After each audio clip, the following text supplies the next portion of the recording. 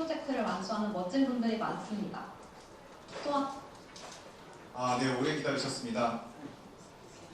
네, 오래 기다리셨습니다. 네, 저는 오늘 AI 노다지 토크쇼를 진행을 하게 된 셀렉스타 부대표 황민영입니다. 반갑습니다. 네, 아까 말씀드린 것처럼 저희가 신청자분이 100분이 넘었는데 오늘 또 갑작스러운 체감기온 영하 15도라고 하더라고요. 갑작스러운 한파로 인해서 많이 못 오셨는데 그 와중에 그 한파를 뚫고 또 여기까지 와주신 모든 분들에게 참 감사하다는 말씀 드리고 싶습니다. 본 행사는 그 서울경제진흥원, 서울테크미덕, 서울경제진흥원 소속 서울테크미덕과 그리고 셀렉스타에서 공동으로 주최를 하고 있고요. 장소는 그 서울경제진흥원이 여기서 제공을 해주셨습니다. 바쁜 평일 소중한 시간 저희랑 함께 해주셔서 영광입니다. 그 시간이 아깝지 않도록 알차고 유익한 그리고 재미있는 행사 준비했습니다. 또 일부 세미나 세션 이어서 2부 네트워킹 세션 통해서 참석하시면 많은 상품도 준비되어 있으니까 끝까지 참석해주시고 많은 인사이트 얻고 가셨으면 좋겠습니다. 먼저 주최 주관 셀렉트스타 간단하게 소개해드리겠습니다. 저희는 AI 도입에 대한 모든 것, 데이터적인 모든 것으로 AI 도입에 필요한 데이터 구축, 구성, 기획 같은 모든 분야를 학습 데이터를 만드는 제공하는 플랫폼 기업입니다. 저희 본업도 잘하지만요, 오늘 행사처럼 격월로 AI 노다지도 계속 진행을 하고 있고 AI 산업계 리더분들을 모여서 진행하는 리더스 포럼도 진행하고 원데이로 진행하는 AI 컨퍼런스도 진행합니다. 그래서 또 내년 초에 대기업분들과 그리고 모셔가지고 AI 윤리안전 관해서 초거대 AI 윤리안전에 관해서 컨퍼런스도 저희가 진행할 예정이니까 그때도 많은 참석 부탁드리겠습니다. AI 생태계 활성화를 위한 다양한 행사 준비하고 있습니다. 또 여기까지 저희 소개는 간단하게 마치고요. 더 궁금하신 분은 이따 네트워킹 시간에 저희와 함께 와주시면 감사하겠습니다. 네, 다음은 오늘 행사위에서 정말 큰 도움 주신 SBA 서울경제진흥원입니다. 서울경제진흥원은 서울시 산하 기관으로 서울기업 성장과 일자리 창출을 지원하는 중추기관이면서 이제 다양한 중소기업과 스타트업 지원 프로그램을 운영하고 있습니다. 이 자리에 저희가 모일 수 있었던 것도 서울경제진흥원에서 장소를 후원해 주신 덕분이고요. 또 이따가 간단하게 소개는 드리겠지만 서울경제진흥원 산하 서울테크미덕이라는 협의체가 있습니다. 그래서 많은 테크 스타트업들이 모여서 네트워킹 할 수 있고 할 수 있는 장이 만들어지고 있으니까 많은 참석 부탁드립니다. 그래서 저희 장소 제공해 주신 서울경제진흥원 관계자분들께 박수 보내드리면서 행사를 진행하도록 하겠습니다.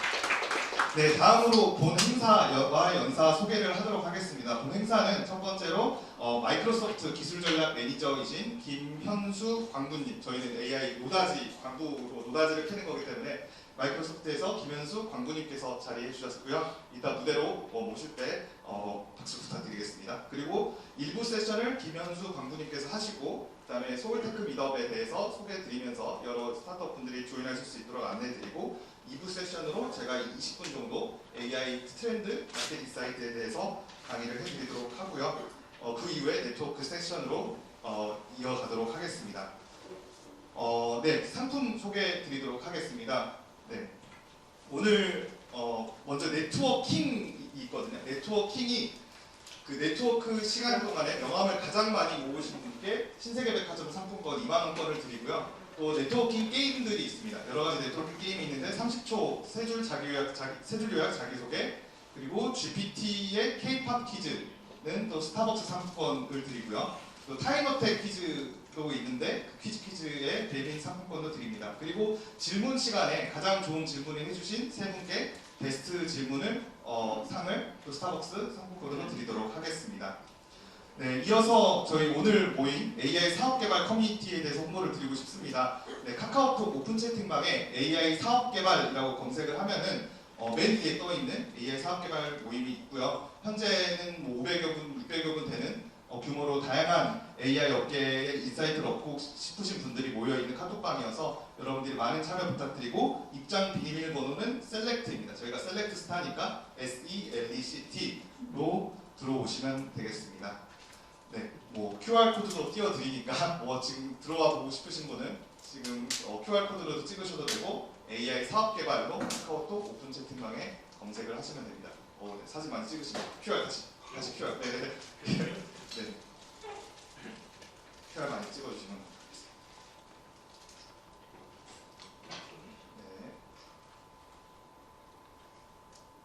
다 찍으신 걸로 알고 넘어가도록 하겠습니다. 하겠습니다. 그리고 AI 노다지 카페도 운영하고 있습니다. 여러 가지 네트워킹이나 행사 소식 받을 수 있는데 그냥 그 네이버 검색창에 AI 노다지 검색하면은 카페에 가입할 수 있어서 본 카페에서 회사나 서비스 소개로 다른 분들하고 소통을 해보시면 될 것 같습니다. 네, 여기도 또 QR코드. 네, 카페 가입과 게시글 작성을 할 시 추첨을 통해서 세 분께 커피 쿠폰을 드린다고 하니까 많은 참석 부탁드립니다. 네, 본격적인 세션 바로 시작하도록 하겠습니다. 오늘의 광고, 마이크로소프트에서 오신 김현수 광고님 소개해 드릴 때 모두 박수로 환영해 주시기 바랍니다.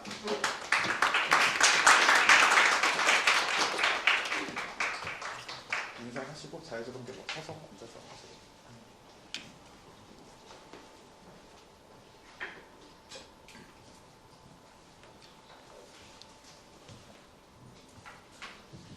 네, 안녕하세요. 저는 한국 마이크로소프트에서 디지털 네이티브라고 해서 유니콘 기업 또는 스타트업들을 돕고 있는 팀의 기술 전략 매니저 일을 하고 있는 김현수라고 합니다. 오늘 만나 뵙게 돼서 너무 반갑습니다. 제가 소개할 자료는 사실 마이크로소프트에서 보통 유니콘 기업을 대상으로 4일짜리 홈스톤이라고 하는 행사를 진행을 하고 있어요. 그래서 하루짜리 그 컴퓨터 엔지니어링 워크숍을 하기도 하고 홈스톤이라고 하는 행사를 진행하기도 하는데 거기에 있는 이틀짜리 강의 자료를 20분으로 축약한 버전이라고 생각하시면 되겠습니다. 그래서 여기 끝에 보시면은 제가 링크를 제공해 드릴 건데 그쪽에 있는 자료를 참고하시면은 관련된 자료를 다 보실 수가 있거든요. 그래서 제가 좀 빠르게 이야기를 해보도록 하겠습니다. 생성형 AI 활용 방법과 사례 분석에 대해서 설명을 드릴 거고요. 생성형 AI 시대가 가져온 변화랑 그다음에 생성형 AI를 활용하는 방법 그리고 한국 스타트업들이 어떻게 현재 이런 기술들을 활용하고 있는지를 살펴보도록 하겠습니다. 제가 개인 PC를 이제 쓰던 그 1995년 윈도우 95가 나왔던 시절이 있었는데 이때부터 GUI가 이제 본격적으로 활성화되기 시작했죠. 그리고 2007년에 아이폰이 나오면서 모바일 폰이 등장을 하고 공유 경제를 기반으로 OTT, 넷플릭스나 아니면 우버나 에어비앤비 같은 다양한 서비스들이 등장을 하기 시작했고 이번에는 이제 챗 GPT라는 게 나왔습니다. 그래서 2022년 11월에 챗 GPT가 나왔는데 2023년 그 3월쯤에 마이크로소프트 창업자인 빌 게이츠가 AI 시대가 시작됐다라고 하는 게이츠 노트의 블로그를 포스팅을 했습니다. 여기에 처음에 내용을 살펴보시면은 기술 데모를 보면서 깜짝 놀란 적이 크게 두 번이 있다라고 얘기를 하는데 첫 번째는 그래픽 유저 인터페이스의 등장. 지금 저희 모바일 폰에 보면 다 그래픽 유저 인터페이스 기반으로 쓰고 있잖아요.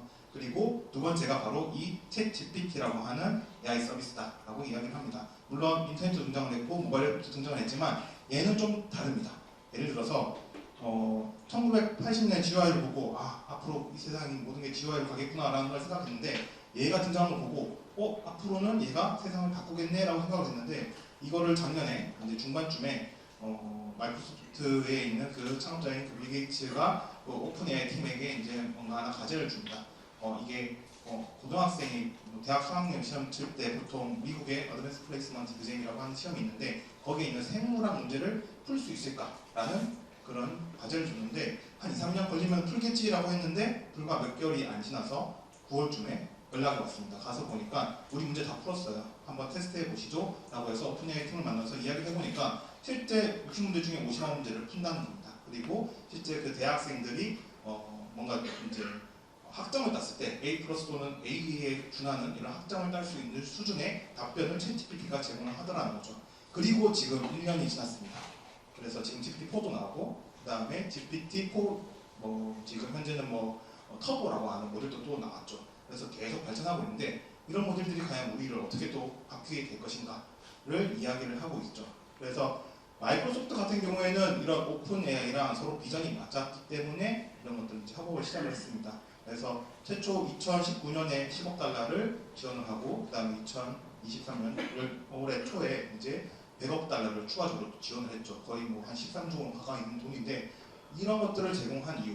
오픈 AI는 인공지능을 기반으로 세상의 인류가 가지고 있는 여러 가지 문제들을 해결하고 더 나은 세상을 만들기 위해서 노력하는 비전이 있고 마이크로소프트는 지구상에 있는 모든 조직 또는 각각의 개인들이 더 많은 것들을 성취할 수 있도록 힘을 넣어주는 이런 것들을 지원하는 게 비전인데 오픈 AI는 그런 것들 연구를 정말 잘하는 회사입니다. 그리고 이걸 하기 위해서는 막대한 인프라가 필요합니다.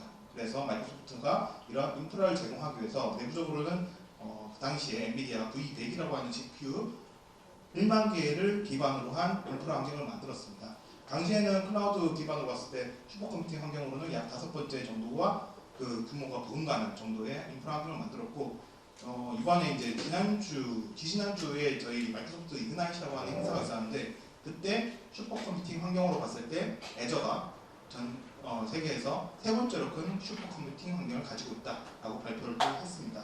그래서 그만큼 이런 슈퍼컴퓨팅 환경을 잘 제공하는 회사가 이제 마이크로소프트 애저다라고 보시면 되고요. 그러면 왜 협업을 했느냐? 마이크로소프트도 관련된 서비스들을 이제 고객분들한테 비전에 맞게끔 더 많은 성취를 할 수 있도록 도와드리기 위해서 다양한 서비스들을 활용을 하고 있는데 거기 안에 가장 많이 들어간 게 이제 챗GPT 서비스다라고 보시면 됩니다.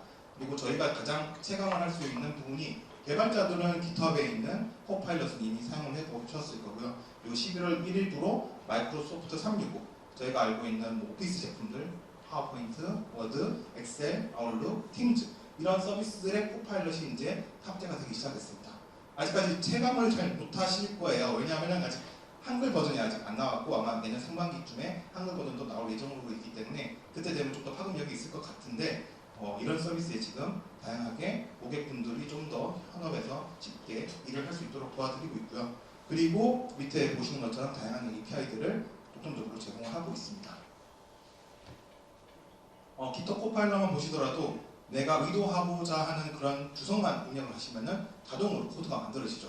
그리고 코드를 하나 만들고 나면은 그 코드와 연계되어진 코드들도 자동으로 만들어지는 것을 경험할 수가 있는데 많은 주니어 개발자들, 특히 스타트업에서는 이런 주니어 개발자들이 양질의 고퀄리티의 코드를 만드는데 활용을 하고 있습니다.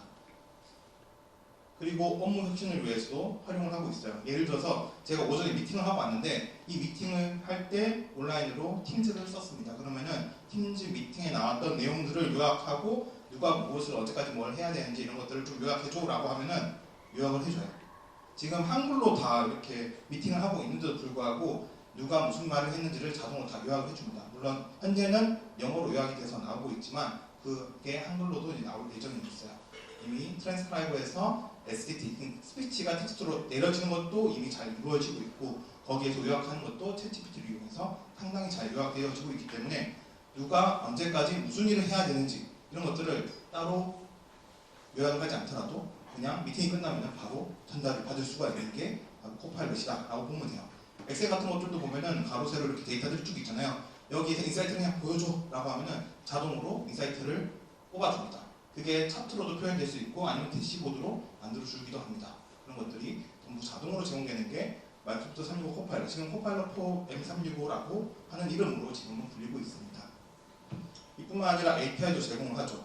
지금 가장 많이 쓰시는 API가 보통은 챗GPT라는 이름으로 사용하고 계실 건데 그 이름이 모델을 보시면은 중간에 있는 1번에 해당하는 GPT 3.5 터보라고 하는 애를 가장 많이 사용하고 계실 거예요. 그리고 여기에서 문제를 잘 풀지 못하는 경우에서는 보통 GPT-4라는 전 모델로 넘어가게 되고 저기에서도 좀 잘 못 푸는 문제들에 대해서는 현재 GPT-4 터보 1106 프리뷰라는 버전이 나와 있습니다. 그 모델에서 뭔가 돌려보시면은 훨씬 더 문제가 잘 해결되는 것들을 경험하실 수가 있고요. 이러한 것들뿐만 아니라 추가적으로 이미지에 대해서 생성을 한다거나 아니 이미지를 이해하는 이런 기술도 현재 오픈AI를 통해서 만들어지고 있고 그게 애저를 통해서 제공되고 있습니다. 현재는 달리2, 달리3라고 하는 이미지를 생성하는 모델이 애저 오픈AI에 들어와 있고 GPT-4의 비전이라고 하는 기술은 곧 들어올 예정에 있고요. 오픈AI에서는 활용을 하실 수가 있어요. 그리고 이 말을 이제 들어서 텍스트로 내리는 이런 STT 기술과 관련된 이런 위스퍼라고 하는 모델도 제공을 하고 있습니다. 그래서 생성형 AI를 어떻게 하면 그러면 잘 활용할 수 있을까를 살펴보시면은 일단 이게 LLM으로 문제를 풀 수 있는 문제인지 아닌지를 확인해야 됩니다. 모든 것들 다 이걸로 풀 필요는 없습니다. 왜냐하면은 GPU가 들어가는 거기 때문에 굳이 얘로 안 풀고 그냥 물 방식으로 풀 수 있거나 모직으로 풀 수 있는 문제들은 그걸로 풀면 되는데 만약 예를 들어서 모니터가 뜨거워요 라고 하는 리뷰가 있다라고 하면 이건 부정적이잖아요. 근데 시장에서 모니터가 반응이 뜨거워요 라고 하면은 얘는 긍정적인 거잖아요. 이런 것들을 GPT는 구분을 잘 한다는 겁니다. 이게 사람한테 이거를 로직을 만들어서 이거를 풀 수 있게끔 긍정과 부정을 구분하게 만들어 달라라고 하면 데이터 엔지니어, 데이터 사이언티스트, AI 분들 다 달라붙어서 해도 쉬운 문제가 아니거든요. 근데 현업분이 와서 그냥 이게 긍정인지 부정인지 알려줘. 문장은 모니터가 뜨거운 거야. 아니면 모니터가 시장에서 반응이 뜨거워. 이거를 놓게 되면은 얘는 부정이고 얘는 긍정입니다. 라고 바로 답변을 해주는데 이럴 때 LLM 쓰면은 아주 효과적이다. 라고 생각하시면 될 것 같습니다. 그래서 이런 질문을 할 때 너는 뭐 하는 애냐? 넌 앞으로 이렇게 하면 돼. 뭐 이런 식의 프롬프트를 넣는데 이런 것들을 잘 넣는 것들을 프롬프트 엔지니어링이라고 부르고요. 그리고 이런 프롬프트를 넣을 때 할루시네이션이라는 문제가 발생하지 않기 위해서는 그라운딩 데이터, 즉 실제 팩트 데이터들을 가지고 와서 그 데이터를 활용해서 요약하거나 아니면 생성하는 것들을 활용하시면 더 좋습니다. 그래서 라그라고 하는 저 아키텍처를 많이 사용하게 되고요. 그리고 GPT 모델들이 보면은 성능과 비용이 다 다릅니다. 그래서 GPT 3.5 터보를 쓰는 게 좋으냐, GPT 4를 쓰는 게 좋으냐, GPT 4 터보 버전을 쓰는 게 더 좋으냐 이런 것들을 모델에 따라 가지고 활용을 할 수 있어야 되고요. 그리고 기존에는 인터페이스 자체가 유저 인터페이스에 상당히 저희가 익숙해져 있습니다. 그래서 고정된 거, 예를 들어서 특정 폼이 있으면 폼에 예를 들어서 이름을 넣고 여기에는 뭐 주소를 넣고 전화번호를 넣고 이렇게 하잖아요. 근데 저는 김현수고요. 저는 마이크로소프트의 직원이고요. 저는 뭐 강화문에 있는 곳에서 일을 하고 있습니다. 라고 하면은 자동으로 다다다다다 들어갈 수 있게 만들 수 있는 게 바로 새롭게 바뀌는 그 UX적인 부분이다 라고 보시면 돼요. 저는 말로 그렇게 얘기를 했지만 이 사람의 이름은 김현수다. 이 사람의 회사는 마이크로소프트다. 이런 것들을 저는 말을 했지만 자동으로 얘가 받아가지고 분리해가지고 그런 컨텐츠들을 분리해서 다 기록을 할 수 있는 기술이 바로 지금 챗GPT 기술이다라고 보시면 되고요. 그리고 여기에는 내가 코드를 직접 가지고 있거나 아니면은 API가 있는 경우도 있겠지만 없는 경우도 있을 수 있어요. 예를 들어서 만들어야 되는 거예요. 그럴 때에도 고민할 필요가 없는 게 아까 전에 그 코파일럿, 깃허브 코파일럿 보시면은 주성만 넣으면은 자동으로 코드를 만들어 준다고 했잖아요. 그것과 동일하게 자동으로 내가 원하는 그 명령을 입력하면은 자동으로 코드도 만들어주고 코드를 실행해 주는 기능. 여기에서는 지금 어드밴스 데이터 애널리시스라고 하는데 예전에는 코드 인터프리터라는 이름으로 불렸습니다. 그래서 코드를 자동으로 만들어주고 실행해주는 이런 기능들도 제공하기 때문에 코드를 모르셔도 여러분들이 원하는 그런 프로그램을 만들 수가 있습니다. 그리고 우리가 여기서 사용하는 그 프롬프트, 즉 LLM을 사용하실 때 특히 이런 챗GPT를 사용하실 때 비용적인 부분을 고민하셔야 되거든요. 인풋으로 들어가는 프롬프트와 아웃풋으로 나오는 컴플리션, 여기에 들어가는 토큰이 전부 다 비용이기 때문에 이 토큰을 줄이는 것도 되게 중요합니다. 그래서 프롬프트를 줄이기 위해서 아예 우리 데이터들을 미리 추가적으로 넣고 학습을 시키는 이런 파인 튜닝을 통해서 커스텀 LLM을 만드는 이런 것도 필요하고요. 경우에 따라서는 이런 애플리케이션을 특히 LLM 어플리케이션을 만드는 과정이 어떤 경우에는 되게 단순할 수도 있지만 어떤 경우에는 복잡할 수가 있습니다. 특히 이 LLM으로 호출하는 전후 과정에 전처리나 후처리를 로직을 태워야 하는 경우들이 많이 있거든요. 그럴 경우에는 추가적인 로직이 중간중간에 들어가고 이런 것들을 플로우를 태워서 애플리케이션을 만들고 API를 만들어야 되는데 이런 것들을 테스트하고 개발하고 배포하고 평가할 수 있는 이런 기능을 제공하는 플로우라는 서비스를 마이크로소프트가 오픈소스로 제공을 하고 있습니다. 그래서 이런 것들에 대해서 좀 더 살펴보도록 하겠습니다. 프롬프트 엔지니어링이라고 하는 것은 이제 저도 이제 여기 그 셀렉트스타 지난번에 앤드류 교수님 모셨을 때 저도 KBS 별관에 가서 운이 좋아서 들었었는데 그때 프롬프트 엔지니어링 저도 그 앤드류 교수님이 보고 만든 거예요. 그래서 여기에 나온 내용은 그 앤드류 교수님이 딥러닝.ai에 들어가면은 거기 교육 자료가 있는데 그걸 기반으로 만든 거고요. 사실 제일 중요한 거는 명확하고 간결하고 구체적인 지침으로 너는 뭐 하는 애고 넌 뭘 해야 되는지 그리고 내가 이런 데이터를 줄 테니까 이런 데이터를 기반으로 너는 뭔가 요약을 하거나 생성을 해야 돼. 이렇게 명령을 주는 이런 일련의 지침과 관련된 부분이 바로 프롬프트다 라고 보시면 되고요. 이거를 바로 뭔가 답변을 내기보다는 뭐 추론 단계를 거쳐가지고 생각을 하면서 뭔가 다음 결과를 유추할 수 있게끔 이런 식으로 스텝 바이 스텝으로 뭔가 유도를 한다거나 또는 샘플을 제시하는 이런 퓨전 러닝을 이용한다거나 또는 프롬프트가 외부로 유출되거나 또는 다른 사람으로부터 엄하게 사용되지 않도록 이런 인젝션 공격으로 안전하게 보호할 수 있도록 구성을 하는 이런 것들이 필요하고요. 그리고 프롬프트 엔지니어링이라고 하는 이쪽 분야는 많이 해본 사람이 아무래도 더 잘할 수밖에 없습니다. 경험치가 중요해요. 그래서 뭐 왕도노 뭐 찰리키도 한도노프트라고 계속 해보시면서 반복적으로 하시면서 경험치를 쌓아나가시면 더 잘할 수 있는 경험을 가져가실 수가 있습니다. 가장 간단하고 쉬운 예의 중에 하나가 바로 앞에 있는 소크라틱 튜터라는 건데요. 여기 검은색 영역만 보시면 돼요. 그래서 당신은 항상 소크라테스식으로 대답하는 튜터입니다. 당신은 결코 학생에게 답을 주지 않지만 죄송합니다. 항상 그들이 스스로 생각하는 법을 배우는데 도움이 되는 올바른 질문을 하려고 노력합니다. 항상 학생의 관심과 지식에 따라 질문을 조정하고 문제를 적절한 수준에 도달할 때까지 간단한 부분으로 나누어야 합니다. 라고 쓰여져 있던 원래 영문 버전이 있는데 그걸 한글로 제가 의역을 해놓은 겁니다. 요 검은색 영역에 그 프롬프트만 입력을 해놓으시면은 학생이 이런 선형 방정식을 어떻게 풀어라는 질문에 대해서 절대 답은 알려주지 않지만 학생이 선형 방정식을 풀 수 있는 방법, 예를 들어서 뭐 소거법을 적용하는 방법이나 이런 것들을 알려주는 과정을 제공하는 것들을 보실 수가 있습니다. 1타 강사처럼 이런 것들을 받으실 수가 있어요. 그래서 학생은 나중에 이걸 경험하고 나면은 선형 방정식은 어떻게 푸는지를 확실하게 알 수가 있게 됩니다. 그래서 여기 보면은 답만 말해 아무리 얘기해도 답을 얘기하지 않고 이제 어떻게든 네가 풀 수 있게끔 내가 도와줄게 라는 게 접근하는 것들을 보실 수가 있어요. 그래서 이 검정색에 있는 이 부분이 정말 만들기가 어려운 프롬프트 영역입니다. 저게 길어진다고 해서 좋은 답이 나오지 않아요. 정말 구체적 있고 아주 간결하지만 이런 간단하지만 이렇게 뭐 정확한 이런 메시지를 전달해야지만 좋은 답변을 받을 수가 있고요. 그리고 외부 데이터를 또 잘 활용해야 됩니다. 보통 보면은 외부에 다양한 데이터들이 있습니다. 그래서 이것들이 파일로 보통 존재를 한다거나 클라우드 스토리지에 있다거나 데이터베이스에 있다거나 또는 뭐 노시컬 데이터들로 이렇게 있겠죠. 오른쪽에 보시면 다양한 데이터 소스가 있는데 여기 있는 데이터를 잘 검색할 수 있도록 검색 엔진을 연결한다거나 아니면 데이터베이스에 다이렉트로 쿼리를 할 수 있게 한다거나 또는 벡터 데이터베이스로 활용할 수 있게끔 데이터들을 벡터화하는 작업들을 할 수가 있습니다. 그렇게 벡터화해서 또는 세기화를 하면은 중간에 저희 쪽에서는 뭐 애저 AI 서치라고 하는 서비스가 있습니다. 저기에 이제 다 세기화가 되면은 사용자로부터 질의가 들어오면은 중간에 그 오케스트레이션 해주는 백엔드 API 같은 서비스가 있습니다. 보통 여러분들 뭐 랭체인을 많이 쓴다거나 아니면 마이크로소프트의 시메틱 커널 이런 것들을 사용할 텐데 오늘은 프롬프트 플로우에 대해서 설명을 좀 드릴 거예요.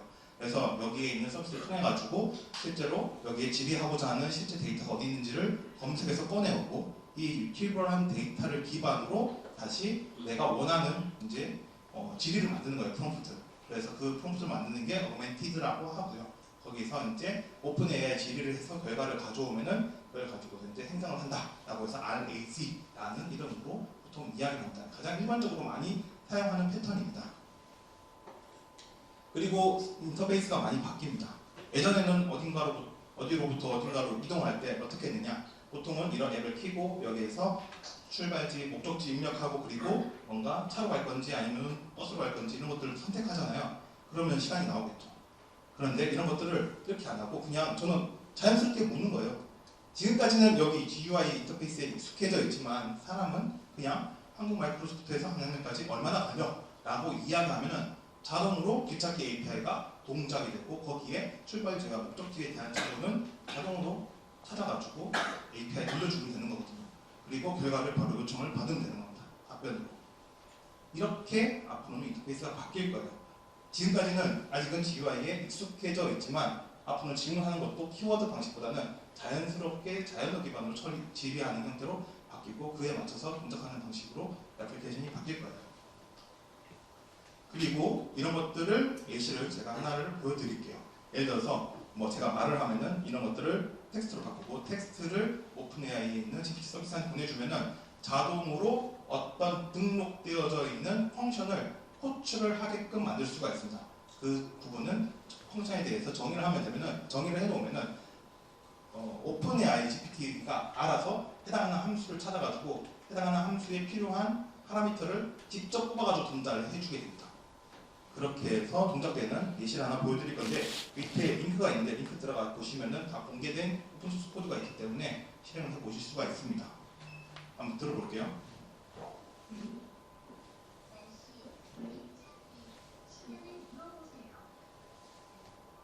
서울 날씨 어때?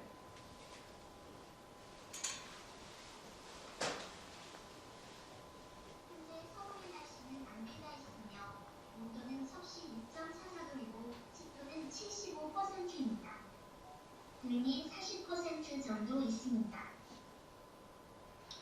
강남역에서 판교역까지 얼마나 걸리니?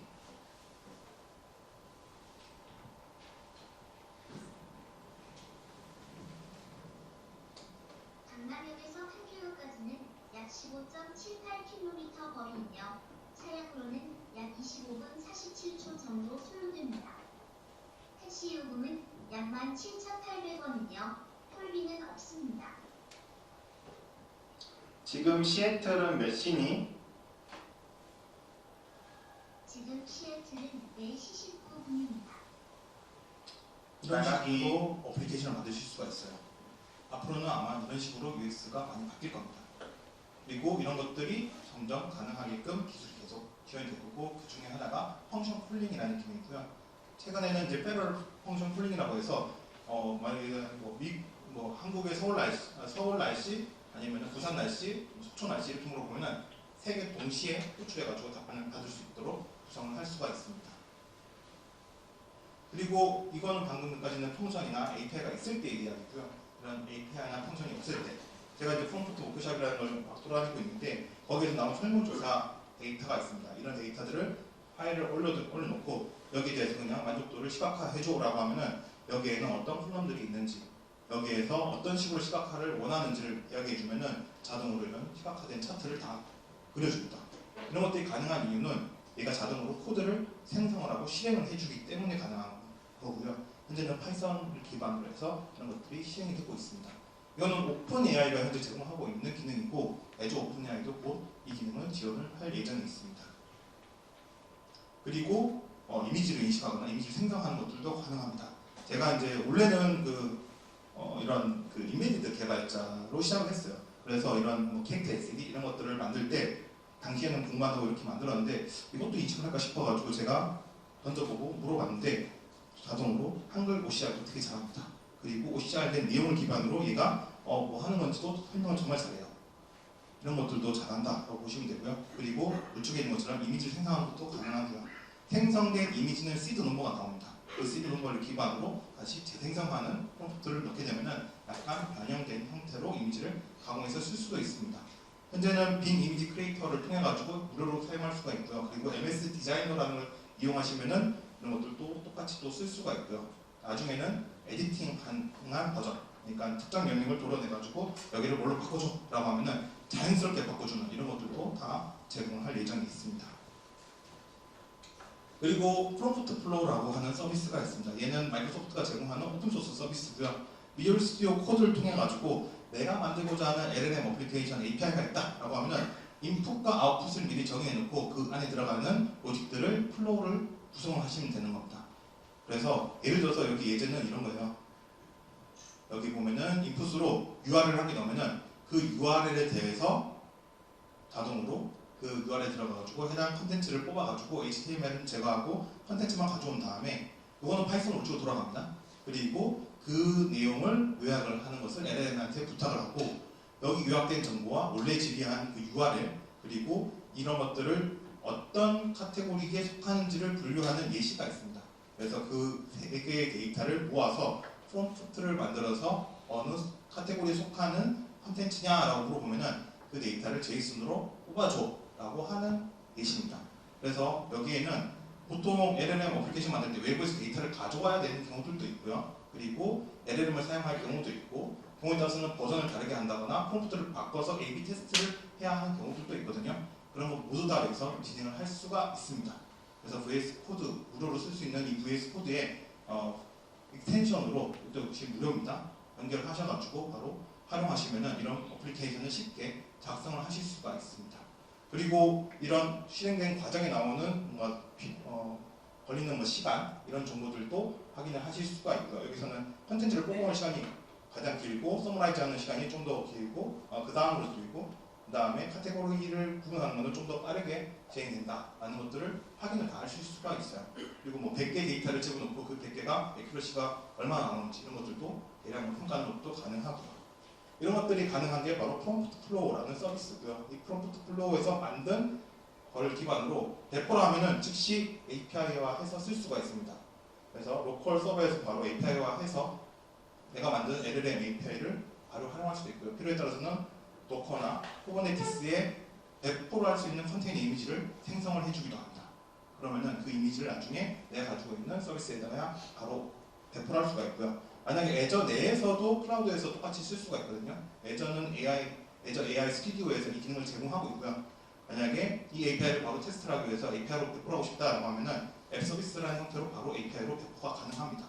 즉시 API로 쓸 수도 있고 필요에 따라서는 여러 명이 붙어서 협업을 하는 환경이 필요하다라고 했을 때도 이 애저 AI 스튜디오가 제공하는 프롬프트 플로우를 활용을 하시면 됩니다. 똑같은 화면은 똑같은 UI를 제공합니다. 그리고 한국 스타트업들의 활용 사례가 있는데 시간이 관계상 제가 여기서는 그냥 간단하게 소개만 드리고 나중에 영상을 보는 것을 추천드립니다. 현재 여기 보시는 모아 현대들, 핀다, 야놀자, 루튼, 그다음에 정육과, 원지랩스, 효돌, 다양한 서비스 회사들이 있습니다. 이런 회사들이 지금 이런 애저가 제공하고 있는 오픈 AI 서비스를 기반으로 서비스를 만들고 있고요. 여기 보면 다양한 분야에서 현재 활용을 하고 계시고 있고요. 이 영상은 마이크로소프트 코리아라고 하는 유튜브 채널에서 보실 수가 있습니다. 15분 분량으로 각각 그들이 어떻게 만들어서 사용하고 있는지 이런 경험들을 직접 보실 수가 있고요. 야놀자 같은 경우에는 메뉴를 추천하는데 활용을 하고 있다. 야놀자가 아니고 배달의 민족은 그 메뉴를 추천하는데 쓰고 있고요. 소카 같은 경우에는 고객센터를 자동화하는데 현재 구축하고 있습니다. 그래서 사용자가 이제 질문을 하면 그 질문의 시나리오를 찾아가지고 그 시나리오 기반으로 뭔가 답변을 서비스에 있는 그 백엔드에 있는 API를 이용해가지고 자동으로 답변을 찾아가지고 알려주는. 예를 들어서 운전하고 있는데 갑자기 시간이 30분밖에 안 남은 상황인데 연장하고 싶어요. 전화하거나 얘기하면 되게 위험하잖아요. 그럴 때 연장하고 싶다라는 메시지를 날리면은 그 사용자가 어떤 차를 운영하고 있고 그 차가 더 연장이 가능한지 안 한지를 자동으로 확인하고 자동으로 연장하게 되면은 얼마의 비용이 발생되고 그거를 승인할 건지 안 할 건지만 얘기하면은 자동으로 결제가 된다. 이런 것들을 지금 만들고 있습니다. 그리고 정육과 같은 경우에는 이런 서비스의 그 검색의 고도화를 위해서 활용을 하고 있고요. 예를 들어서 기존에는 시리얼 검색하면은 몇 개 상품이 안 나왔는데 이런 것들이 키워드 3개나가 잘 안 돼서 문제가 있었던 거거든요. 그래서 이런 부분을 해결하기 위해서 GPT-4로 상품에 대한 정보, 그 다음에 상품에 대한 제목, 그리고 상품이 가지고 있는 리뷰에 있는 데이터를 끌어와가지고 GPT-4로 요약을 해줘. 여기서 필요한 키워드를 발라내줘 라고 하면은 그 키워드를 기반으로 다시 3개나라고 검색을 하니까 훨씬 더 잘 되더라 라는 이야기를 하고 있습니다. 그래서 미역 검색하면은 미역, 그 다음에 미역국이 나오는 뿐만 아니라 조개, 소고기, 간장 이런 것도 이제 조개가 되기 시작합니다. 그래서 훨씬 더 양질의 이제 서비스를 구축할 수 있었고, 그리고 이런 밑에 보면은 뭔가 사람들이 실수를 이렇게 오타를 내는 경우들이 있거나 검색했는데 검색 결과가 바로 안 나오는 경우들이 있잖아요. 그런 것들을 빠르게 인지해서 자동으로 유사 한계가 있으니까 아니면 유사어 동료 맵으로 등록을 자동으로 하게끔 해서 다음에 자동으로 다른 단어를 잘못 치더라도 검색이 되게끔 하는 이런 것들도 다 자동화를 해놓고 사용을 하고 있습니다. 그리고 안노자 같은 경우에는 이런 이제 후기, 보통 저희 상품 구매할 때 보면 상품 정보를 보시는 분도 있겠지만 상품 리뷰부터 가가지고 좋은 점, 나쁜 점부터 찾아보시는 분들도 있잖아요. 그래서 그런 것들을 요약해주는 서비스를 안노자가 하고 있는데 이거 할 때 보면 사실 어려운 부분들도 있어요. 어떻게 품질을 맞출 것이고 비용을 맞출 것이며 그 다음에 가용성을 어떻게 달성할 것인가 이런 좀 어려웠던 부분들에 대해서 이야기하는 그런 것들도 좀 보실 수가 있습니다. 그리고 마지막으로 이제 그 효돌이라는 서비스를 제가 설명을 드릴 건데요. 이 서비스는 여기 보시는 것처럼 약간 감정 케어 인형입니다. 그래서 지금 전남에 지금 대량으로 납품이 될 예정에 있는데 여기 원래 얘는 이제 물 방식으로 깨어나가지고 어르신들하고 소통하면서 어르신들이 약을 잘 드시고 계신지 상태는 괜찮으신지 이런 것들을 확인하는 서비스인데 얘가 챗 GPT가 들어가는 순간 피노키오처럼 이제 말을 하기 시작합니다.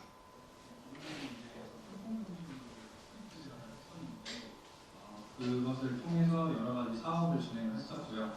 그로 인해서 구축했던 저희 효도의 페르소나와 그 정도만의 시나리오를 이제 챗GPT가 나옴으로 인해서 그걸 저희가 쉽게 접목을 할 수가 있었습니다. 그래서 효도라. 네, 제가 보고 싶으셨군요.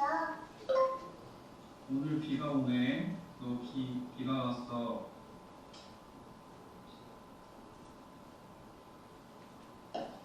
돌을 보시면 아니요, 얘가 지금 비가 찍고 있는 오지 상태인지 않았어요. 어떤 상태인지 그런데 오늘 기분은 어떠세요? 나 오늘 마이크로소프트여서 기분이 너무 좋아.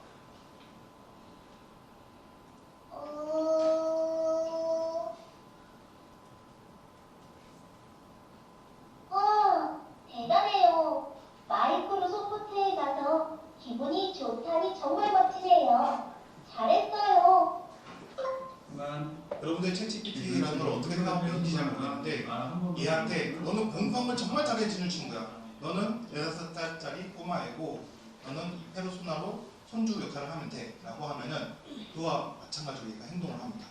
공감 정말 잘해줍니다. 그래서 여기에 이 서비스를 체험해 보신 어르신들이 정말 좋아하세요.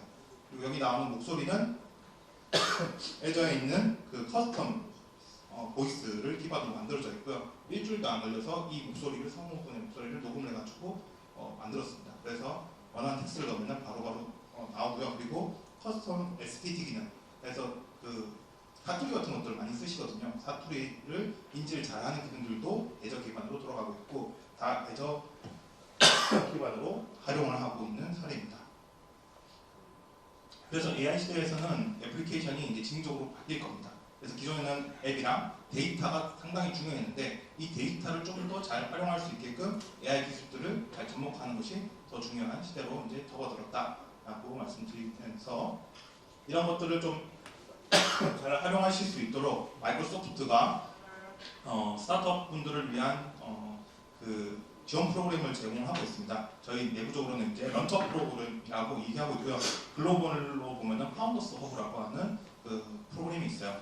그래서 여기에는 마이크로소프트에 있는 M365라고 불리는 오피스 제품들도 활용할 수 있는 권한이 있고요. 그리고 애저 클라우드라고 하는 크레딧도 최대 약 2억 원까지 그래서 15만 불까지 지원하는 그런 프로그램이 있기 때문에 만약에 클라우드나 아니면 AI 서비스 여기 있는 애저 오픈 AI를 활용하는 비용도 다 포함됩니다. 그래서 필요하신 분들은 여기 가입하셔가지고 신청해 주시면은 심사를 통해 가지고 최대 2억까지 지원을 받아보실 수가 있을 것 같습니다. 제가 설명드린 자료는 여기 나와 있는데 나중에 아마 자료가 다 공유가 될 겁니다. 나중에 링크 보시면 됩니다. 그래서 또 추가적으로 필요한 부분이 있으시면은 나중에 저랑 명함 교환하시고요. 이야기 나누시면 좋을 것 같습니다. 너무 많은 시간을 쓴 것 같습니다. 네, 경청해 주셔서 감사합니다. 네, 저희도 오픈AI 쓰고 있습니다. 많이 쓰고 있고요. 그래서 저희도 크레딧 지원도 받고 잘 쓰고 있어서 여러분들도 많은 이용 바라겠고요. 또 두 번째 제가 진행하는 세션에 앞서서 오늘 이 자리를 제공해 주신 서울경제진흥원에 좀 인사 말씀을 드리도록 하겠습니다. 서울경제진흥원은 서울시 아까 말씀드린 산하의 서울시 모든 스타트업과 중소기업들의 증흥을 지원하는 기관이고요. 또 그 안에 서울테크 미덕이 함께 있습니다. 소개해 주실 저희 김기범 기술혁신팀 팀장님 모실 때 박수 부탁드리겠습니다.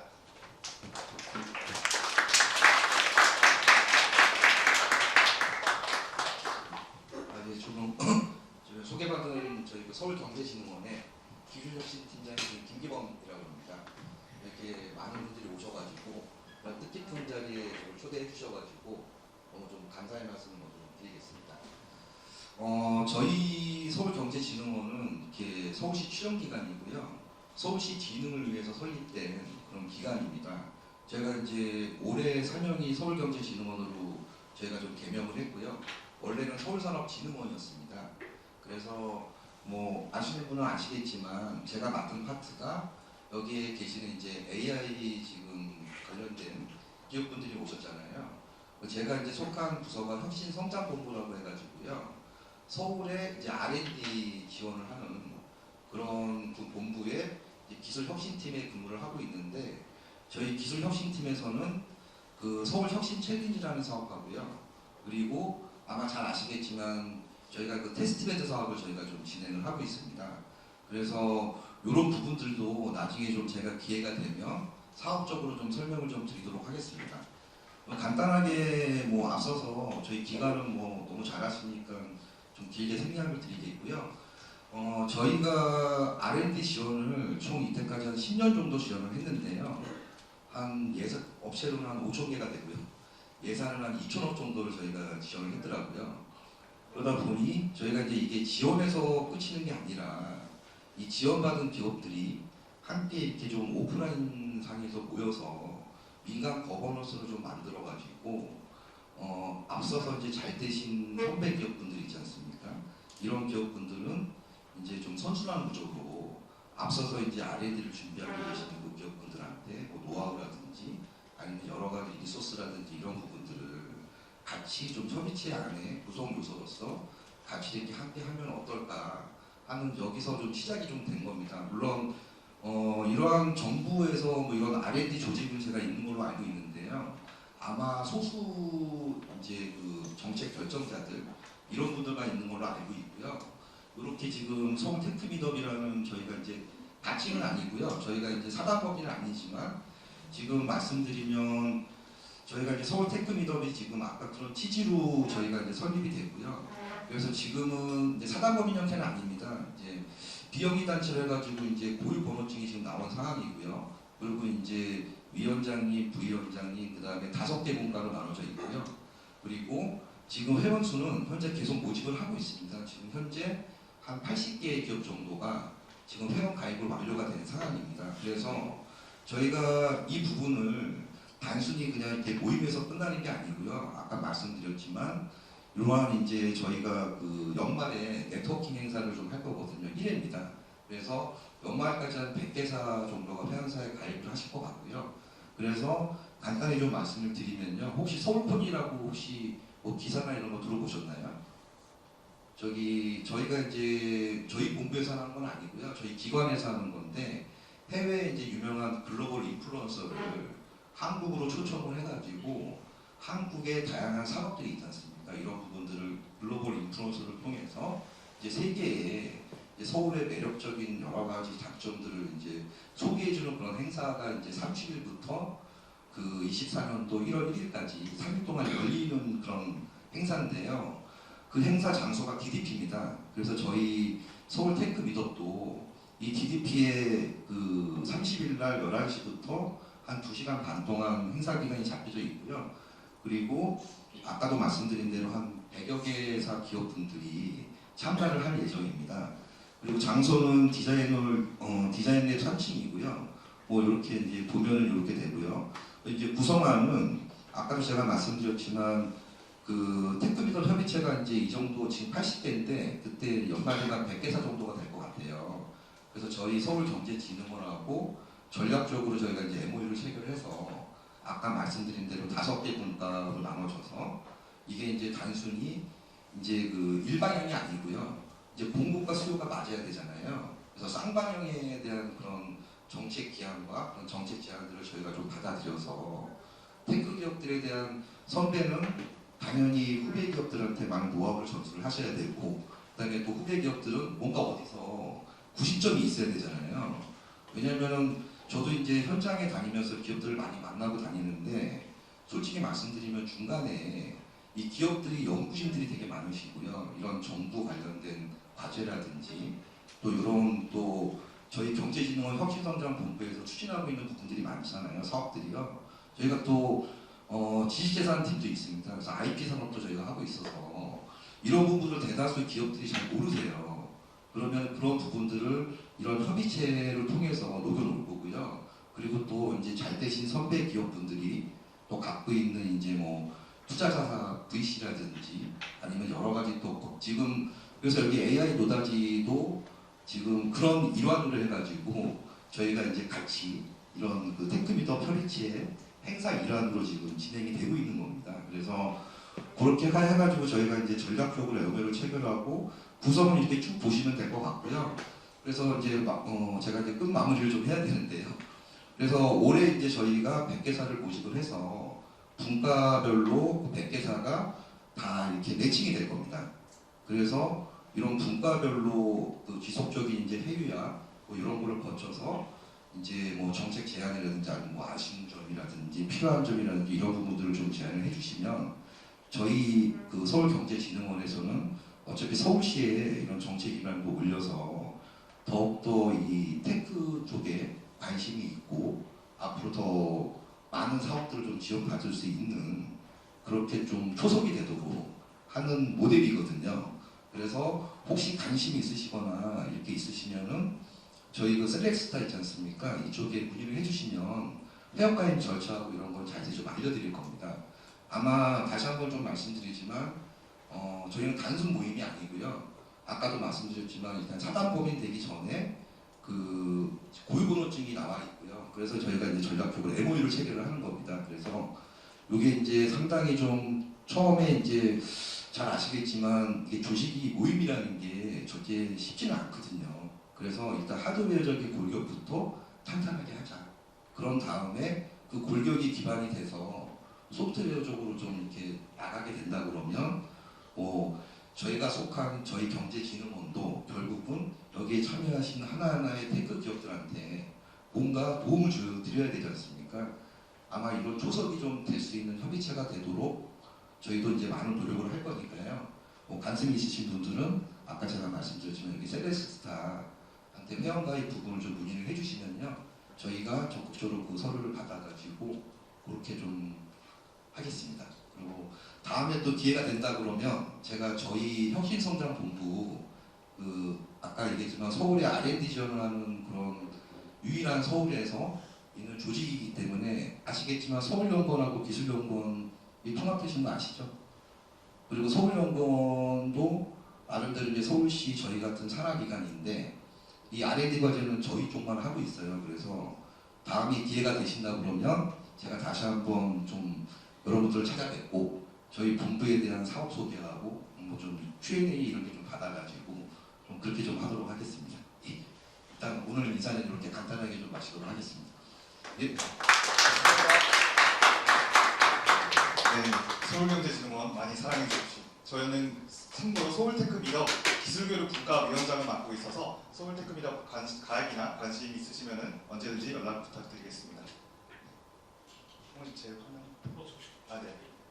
네, 다음 세션은 제가 직접 진행하도록 하겠습니다. 저는 이제 생성형 AI 관련해서 아까 마이크로소프트에서 챗GPT를 이용해서 어떻게 사업 파일 활용할 수 있는지에 대해서 강의를 해주셨다면, 네, 저는 현재 AI 스타트업 트렌드들, 비즈니스 트렌드들에 대해서 좀 더 집중해서 말씀드리도록 하겠습니다.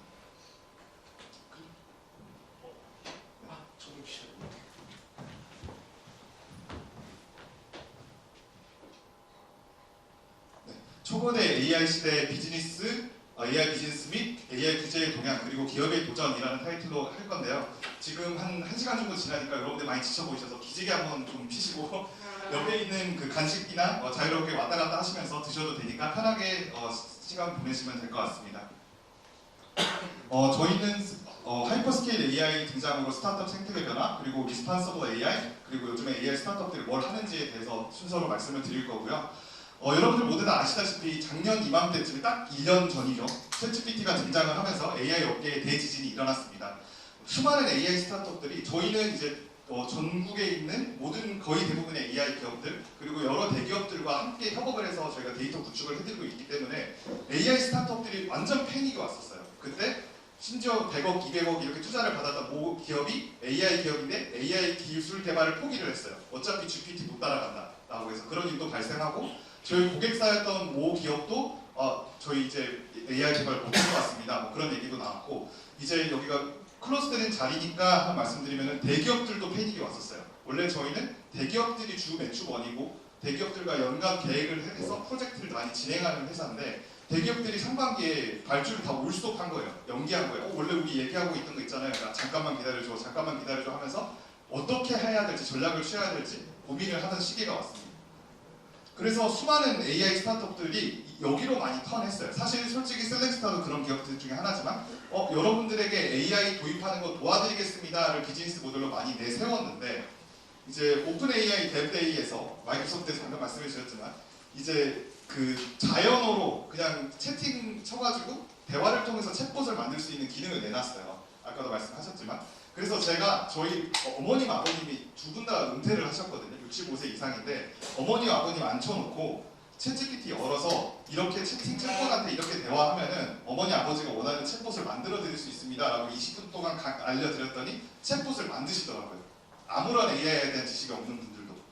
그래서 오픈 AI 데브데이에서 뭐 하나 발표하게 하면은 에브리 AI 스타트업들이 이제 묘지에 이렇게 파묻히고 그 위에 오픈 AI가 이러고 있는 이런 밈까지 도달할 정도로 AI 기업들이 많이 힘들어가고 있고 또 구글에서도 벌텍스 AI, 아까 마이크로소프트에서 설명을 많이 해주셨으니까 구글도 벌텍스 AI라는 기능을 통해서 마이크로소프트에서 주신 거랑 유사하게 AI 모델 그냥 있는 거 고르고 거의 노코딩으로 챗봇 API 나올 수 있게 해주는 기능. 파미를 써볼까? 팜투를 써볼까? 뭘 써볼까? 오픈소스 이걸 써볼까? 해서 뭐 AI를 만들 수 있는 기능까지 내놓았어요. 그래서 그나마 AI 도입 도와주기 하는 스타트업들도 물론 윅스라는 게 있다고 해서 뭐 홈페이지 개발 업체들이 다 도산되는 건 아니지만 그럼에도 불구하고 너무나도 쉽게 여기 계신 그 어떤 분이라도 15분 내에 챗봇을 만들 수 있는 시대가 와버리니까 많이 어려움을 겪고 있습니다. 아까 90년대 윈도우스와 2010년대 아이폰 얘기를 하셨는데 저도 동일하게 말을 하거든요. 지금 아이폰 모먼트라고 생각을 합니다. 2000년대 후반, 2010년대 초반에 모바일 기업이라는 말이 있었어요. 지금은 쓰지도 않는 말이죠. 그때는 앱 개발 기술이 경쟁력이었고 무기였던 시기였거든요. 그때 뭐 버디버디랑 네이톤이랑 MSN이라는 좋은 메신저들이 우리나라에 있었는데 어디서 듣도 보도 못한 카카오라는 회사가 메신저를 내가지고 완전 지금은 대기업이 됐잖아요. 그래서 그때 그 당시에는 좋은 비즈니스 모델이 있으면은 우리 앱 개발자, 좋은 앱 개발자 있어요 하면 투자를 받을 수 있었던 때였어요. 그런데 2023년도에 VC한테 찾아가서 우리 앱 개발자 10명 있습니다. 저희 20억만 투자해주세요 하면은 이상한 사람 소리 들을 거잖아요. 미친놈 소리 들을 거잖아요. 그래서 저는 AI 기업이라는 말이 금방 없어질 거라고 생각합니다. 왜냐하면 이게 당연한 거가 될 거기 때문에. 그래서 저희 회사가 AI 기업으로서 위기감을 많이 갖고 있는 편이기도 하고요. 그래서 아까 저희 광부님도 저희 앤드류 교수님 오셨던 행사 왔었는데 저희가 AI 4대 석학 중 한 분인 앤드류 교수님을 모시고 이렇게 행사를 진행을 한 적이 있습니다. 그 당시에 앤드류 교수님께서 말씀하신 게 슈퍼바이스드 머니는 기존의 알파고로부터 출발했던 우리가 알고 있는 기존의 AI고 이제 GPT 같은 제너레이티브 AI, 생성형 AI가 새로 나왔는데 이 생성형 AI가 지금 창출하고 있는 가치가 이것밖에 안 되고 향후 3년에도 이 정도가 될 것 같다라고 한 거예요. 전 세계적으로 그 난리를 쳤는데도 불구하고 그렇기 때문에 두 가지 측면에서 생각을 할 수가 있는데 이상으로도 더 무궁무진한 가능성이 있겠구나도 생각할 수가 있고 두 번째로 결국에는 가치 창출을 못하면 이것도 다 날아가겠구나 라는 것도 생각을 할 수 있게 되는 것 같습니다. 그래서 결국에는 우리 AI 기술이 있어요가 중요한 게 아니라 그 기술을 가지고 어떻게 돈을 만들래, 어떻게 가치를 창출할래가 중요해진 거고요. 하이퍼클로버 같은 경우에도 전문 분야 특화 중심 AI, 한국의 AI, 네이버 커머스 4, 네이버 클로버 4, 커머스 4, 금융 4, 법률 이렇게 버티컬하게 들어가는 식으로 진행을 하고 있습니다. 새로운 버티컬에서 가치를 창출하지 못하면은 스타트업이든 대기업이든 살아남기 힘들죠. 구글 같은 경우에는 챗GPT가 1위고 구글이 챗GPT 대항마로 바드를 냈는데 제네레이티브 AI 방문자 순위로 2등을 못하고 3등을 하고 있어요. 아주 구글 바드도 난리가 나서 이쪽 분들이 지금 하고 있는 거는 지난번에 미국 출장 가서 들었을 때 그냥 자연어로 아예 프론트엔드, 백엔드, 서버까지 서비스를 풀로 자연어로 코딩을 할 수 있는 그런 거를 목표로 열심히 개발을 하고 있다고 합니다. 그래서 본질은 결국에는 대기업도 그렇고 이런 파운데이션 모델을 만드는 기업도 그렇고 뭐 하이퍼클로버도 그렇고 가치 창출을 비즈니스 모델을 가치 창출을 못하면은 결국에는 속된 표현으로 본질하게 될 수밖에 없습니다. 그래서 AI를 있는 모델 오픈 AI, 마이크로소프트 오픈 AI를 가져다 쓰든 뭐 라마를 쓰든 람다를 쓰든 AI를 만들 때는 데이터가 가장 중요합니다. 아주 나쁜 데이터가 가지고 있으면 나쁜 AI가 나올 수밖에 없고요. 아까도 간단하게 설명해 주셨던 뭐 레그라든지 이 기존에 있는 지식 정보를 활용해서 뭐 한다든지 그 모든 게 또 데이터의 영역에 들어가 있습니다. 그래서 컴퓨터 하드웨어 칩은 뭐 엔비디아, 뭐 인텔 뭐 이런 데서 하고 있고 클라우드 컴퓨팅 인프라스트럭처는 마이크로소프트에서 하고 있고 AI 모델도 오픈 AI가 하고 있고 요즘에 점점 더 어플리케이션 땅까지 오픈 AI가 침투를 하고 있죠. 아주 빅테크들이 이렇게 위에서 아래에서 치고 들어오는데 그럼에도 불구하고 저희가 생각할 때 빅플레이어들의 미싱 피스는 데이터입니다. 네이버 하이퍼클로버 하정우 소장님도 똑같이 말씀하셨거든요. 지금 이렇게 오픈 AI가 좋은 분들이지만 치고 들어오는데 스타트업들은 어떻게 살아남을 수 있습니까? 라고 했을 때 나만의 데이터를 만들 수 있는 파이프라인을 잘 구축해야 된다라고 하시더라고요. 저도 100번 동의를 하거든요. 왜냐하면 예를 들어서 오픈 AI에서 전 세계에 있는 모든 데이터를 다 클로닝해서 뭐 간단한 프롬프팅만으로 어린이 아동 상담 챗봇을 만들 수가 있어요. 그냥 지금 GPT 써가지고 10분이면 만들 수 있거든요. 아동 상담 챗봇. 그런데 오은영 박사님의 솔루션이 담긴 아동 상담 챗봇은 그냥 GPT-S만 가지고는 못 만들어요. 그거는 오은영 박사님의 상담 기록과 이런 데이터를 가지고 활용해서 이제 오픈 AI의 GPT 같은 데다 트레이닝을 시켜야 되는 거죠.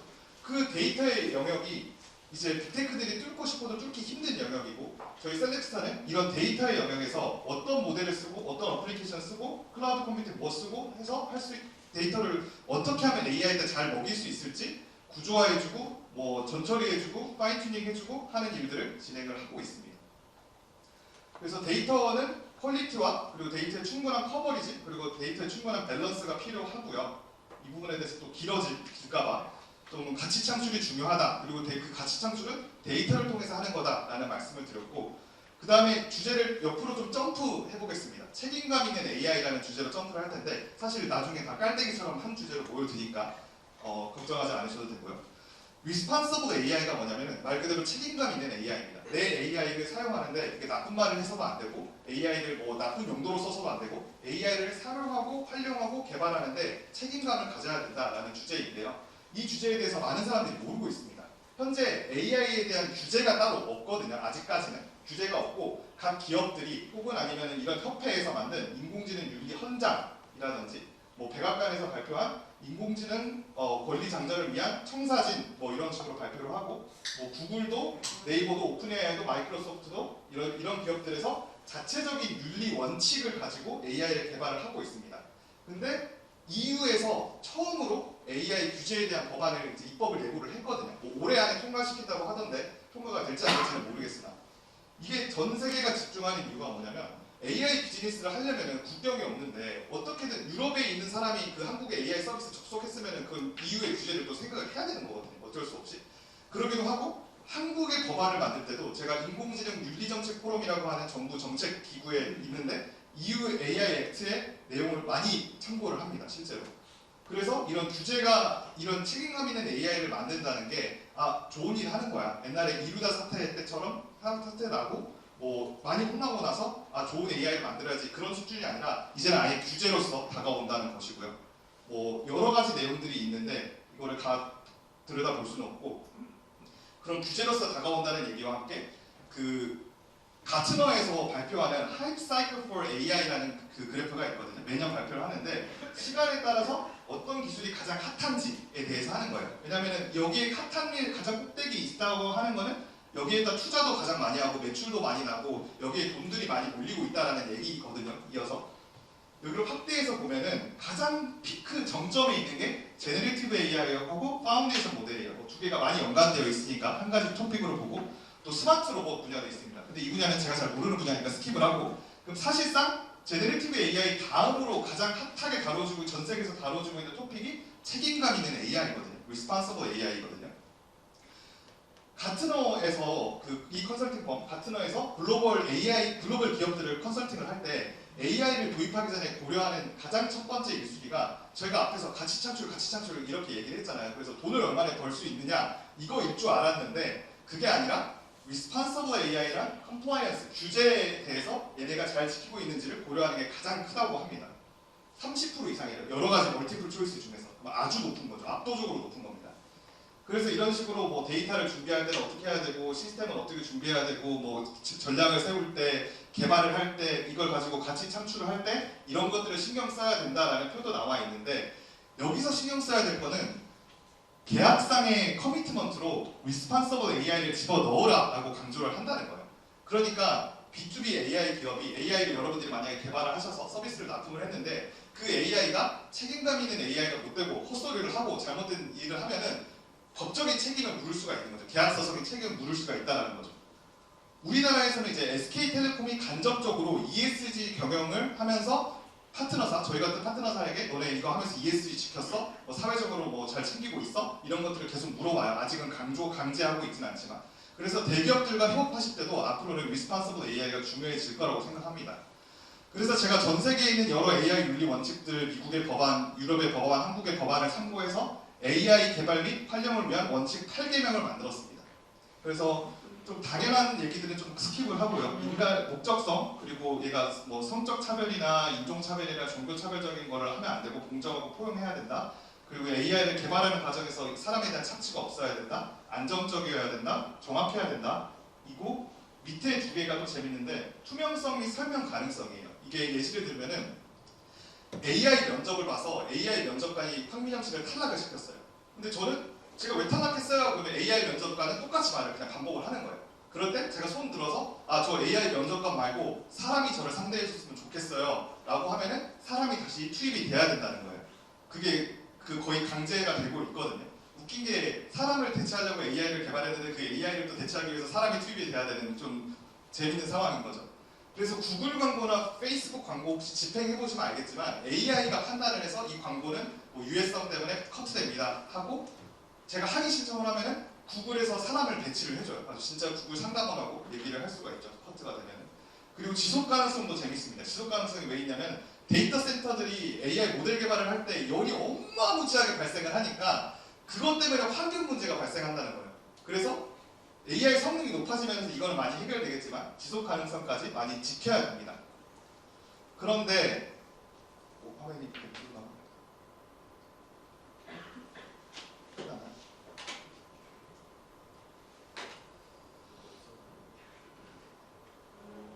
한번 껐다가 다시 켰어요. 그런데 요즘 스타트업들이나 대기업들이나 이런 것들을 많이 신경을 못 쓰고 있는 상황이거든요. 이런 거에 대해서 오픈 AI 거 갖다 쓰면 되지, 아니면 우리는 뭐 어디 거 갖다 쓰면 되지, 어차피 네이버 하이퍼클러버 쓸 건데 그 문제는 하이퍼클러버에서 해결해 주지 않을까? 뭐 이런 식으로 해결이 되는 건데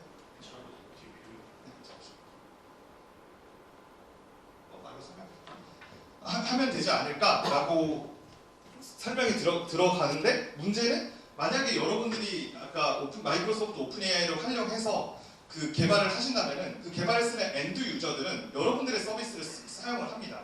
그러니까 예를 들어서 뭐 세이프티 필터는 일부 통과할 수 있어요. 그런데 예를 들어 어린아이를 위한 챗봇을 만들었어요.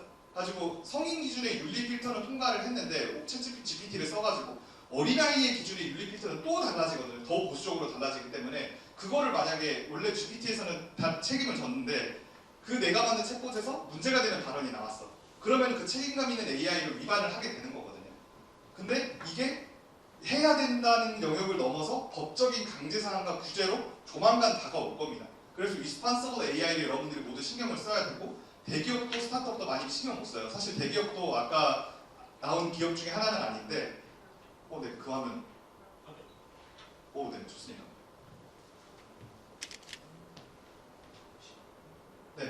네, 대기업들에서 모 대기업 인사팀에 모 대기업 팀에다가 여러분 그 책임감 있는 AI 어떻게 하고 계세요? 개발팀에 물어보니까 저희 사회공헌팀 PR팀에서 그거를 좀 만들어주고 있습니다 라고 했고 그 사회공헌팀 들어가서 보니까 이거 리스폰스블 AI 중요하잖아요. 요즘에 회의도 많이 오시잖아요. 이거 그 회사에서는 누가 맡고 있어요? 그 개발팀이 맡고 있습니다 라고 해서 아무도 신경 쓰고 있지 않는다라는 거를 알게 됐고요.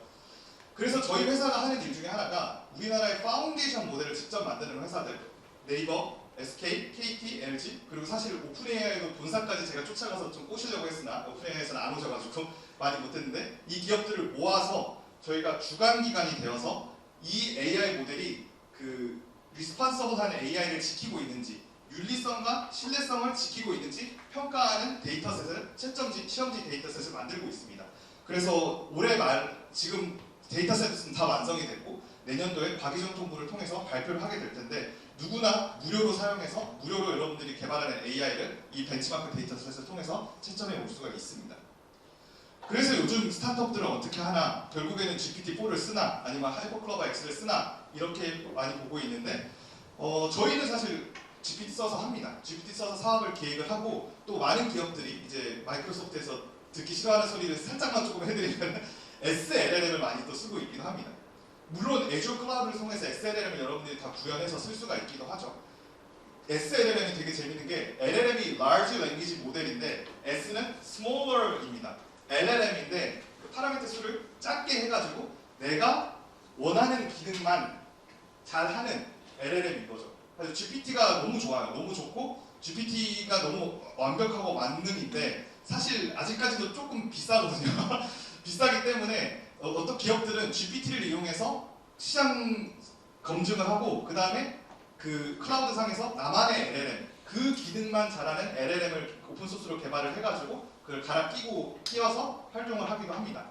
그래서 뭐 대규모 언어 모델은 수천억 개의 파라미터를 크기를 가지고 있고 소형 언어 모델은 우리나라에서 LLM 만들고 있어요 라고 하는 기업들 되게 많잖아요. 근데 대기업을 제외하고서는 다 소형 대규모 언어 모델입니다. 말이 어폐가 있죠. 소형 대규모 언어 모델.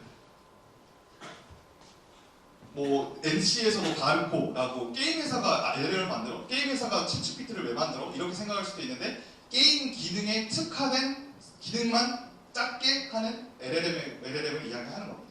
소카에서도 LLM 개발하고 있고 이거는 그 GPT랑 오픈AI로도 협업을 해서 만들고 있는 걸로 알고 있고요. 네이버 클라우드에서도 하이퍼클로버 X 탑재 기업용 상품 출시도 진행을 했습니다. 그래서 자기 목적, 자기 비즈니스 맞는 SLLM 개발을 위해서 AI를 뭐 파인 튜닝하고 피드백 해주고 데이터적으로 만져주고 하는 작업들이 필요한데 그거를 저희가 여러 대기업들과 협업을 해서 진행을 하고 있습니다. 이 부분은 아까 광구님께서 설명을 해주셨으니까 스킵을 하고요.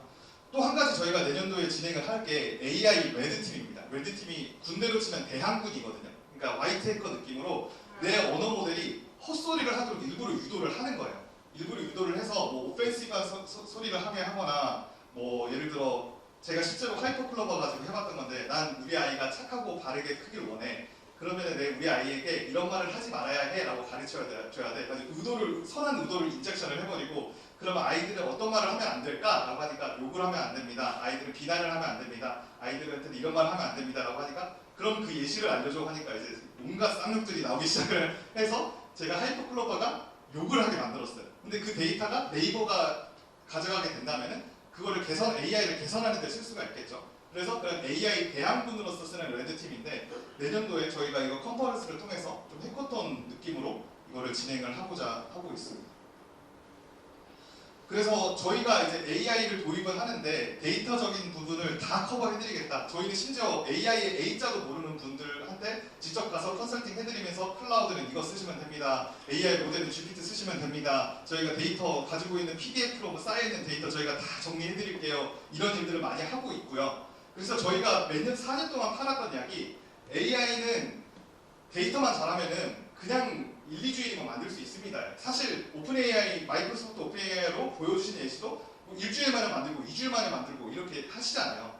그래서 저희는 그 약을 팔고 있으면서 저희도 그러면 아까 가치 창출이 제일 중요하다고 했는데 AI에 저희가 그 특정 버티칼의 도메인에 데이터나 IP를 가지고 있는 분들에게 직접 찾아가서 우리 협업하시죠. 저희가 AI 서비스 만들어서 운영해보겠습니다. 라고 하는 버티칼 도메인으로 확장하는 것도 저희 신사업을 진행을 하고 있습니다. 그래서 데이터 솔루션 그리고 버티칼 도메인으로 가서 직접 AI 서비스 어플리케이션을 만들어버리는 일도 저희가 이제 시작을 하고 있고요. 이 버티칼 도메인을 어떻게 정했냐? 요즘에 컴패니언 AI, 페르소나 AI가 한참 유행이거든요. 챗GPT가 당연히 제네레이티브 AI 순위에서 1위인데 챗GPT 대항마로 내놨던 구글 바드가 3위밖에 안 되고요. 2위가 캐릭터.ai입니다. 캐릭터.ai는 GPT에다가 내가 원하는 만화 캐릭터, 연예인, 유명인사를 가스라이팅해서 아까 예시도 보여줬잖아. 넌 6살짜리 아이야! 하고 가스라이팅 하듯이 넌 일론 머스크야! 하고 가스라이팅 된 챗봇을 만들어서 내 친구처럼 대화하고 실제로 일론 머스크 트위터로만 쫙 학습시켜 놓으면은 걔가 뱉는 말이 일론 머스크가 합법한 말들을 뱉어요.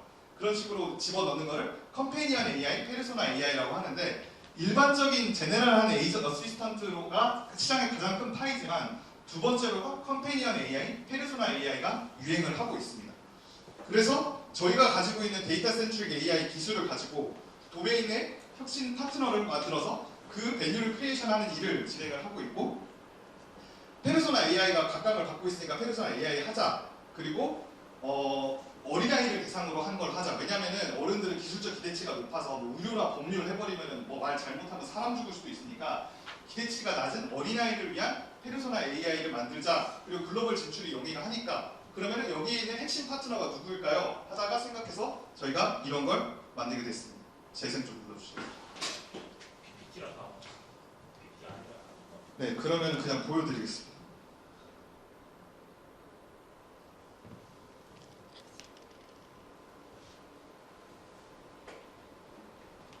저희가 지금 클로즈 베타 진행하고 있고 3주 뒤에 런칭하는 서비스인데요.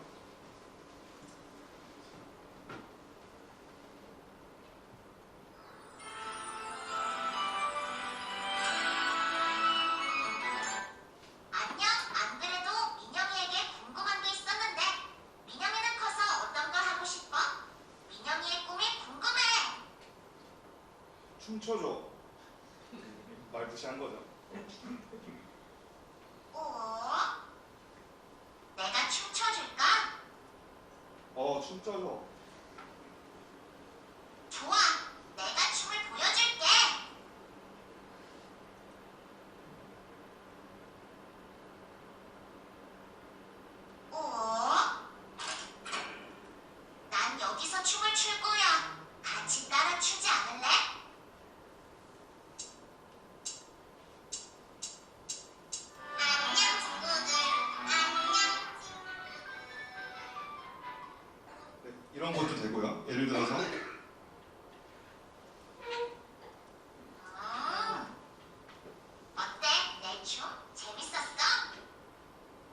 친구랑 싸워서 속상해. 그런데 내가 왜 먼저 사과해야 될까?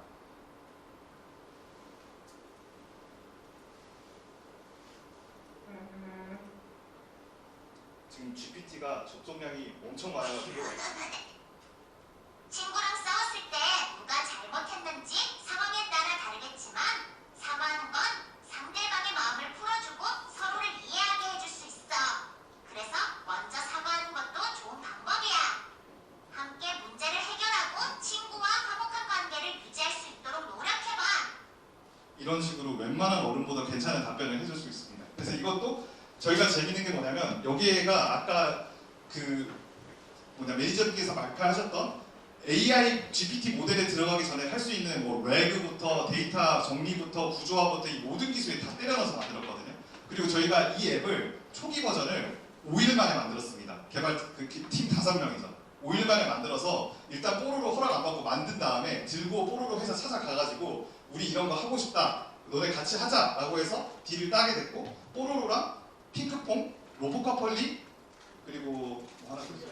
신비 아파트 그러니까 연령별로 뽀로로 다음 단계 그 다음 연령을 다 잡아먹었고요. 내일에 이제 마지막으로 가장 요구가 많았던 캐치 땡땡땡에 지금 단판을 지으러 가고 있습니다. 그리고 이게 더 좋은 게 뭐냐면 엄마가 당근 먹으라고 말하면 애가 당근 안 먹는데 뽀로로가 당근 먹으라고 하면 당근을 먹어요. 그래서 뽀로로의 입을 빌려서 아기들에게 우스갯소리로 하는 거 아닙니다. 가스라이팅을 할 수도 있는 그런 기능도 있고 영어로 대화할 수 있는 기능이 있고 공교롭게도 저희 부모님께서 교육학자에서 유치원 전 원장님이셔서 어린이 누리과정 교육과정에 맞는 대화 주제들로 100여 가지를 애기들한테 계속 말을 걸어줍니다. 그래서 교육에도 좋은 포지션으로 가져가서 이런 걸 진행을 하게 됐고요. 뭐 아이의 인지 능력 발달 그리고 행동 교정 그리고 아이들이 속마음 이런 거 얘기를 할 수 있어요. 뽀로로한테 시켜서 오늘 얘가 표정이 안 좋은데 유치원에서 속상한 일 뭐가 있었는지 한번 물어봐 줄래? 하고 뽀로로한테 입력을 하면은 뽀로로가 애기랑 대화할 때 그 내용을 위주로 물어봐줘요. 아주 그런 식으로도 활용을 할 수 있습니다. 그래서 국내 대표 IP를 확보하고 저희는 AI 오케스트레이션 기술을 써가지고 활용을 했고 아동 전문가를 투입해서 이런 컨텐츠들을 담았고요. 저희는 이 도메인을 벌티컬을 정복을 하고 핑크퐁 먹었으니까 글로벌 진출하고 그 다음에 페르소나 AI의 어린이를 정복한 다음에 다른 벌티컬에 또 새로운 저희 데이터 기술을 가지고 접목해서 서비스를 만들어서 진행을 하려고 합니다. 그래서 요즘 AI 트렌드 이슈들 그리고 셀렉스 스타가 스타트업으로서 하는 일 그리고 결국에는 밸류를 창출해야 되고 그 데이터를 해야 된다는 얘기를 말씀드렸고요. 마지막으로 저희 AI 뉴스레터를 홍보를 하고 마치도록 하겠습니다. AI 업계, 학계 VC, 대학생부터 대기업 대표이사까지 10,000명 이상이 구독을 하고 있고요. 오픈율이 30에서 40%로 나오고 있습니다. 그래서 기업 뉴스레터 하면 대부분 광고 메일이 많잖아요. 그렇지만 저희 같은 경우에는 진짜로 뉴스들 저희 기자 출신 마케터분이 AI에 대한 뉴스들 기자들보다 더 빠르게 전달해드리고 있으니까 많이 지켜봐 주시면 감사하겠습니다. 매주 셀렉스타 홈페이지에서 좌측 상단에 매주 AI 뉴스레터 트렌드 받아보기 클릭하시면 시청할 수가 있습니다. 그래서 이상으로 저희는 AI 시장을 기술을 통해 혁신하려고 하고 있고 여러분들께서 GPT 도입하고 싶다 근데 뭔지 모르겠다 하면은 여기 매니저님이나 저희한테 문의하시면은 저희가 알아서 마이크로소프트 애주어 클라우드 오픈 AI를 적용할 수 있도록 도와드리도록 하겠습니다. 자, 이상으로 발표 마치도록 하고요.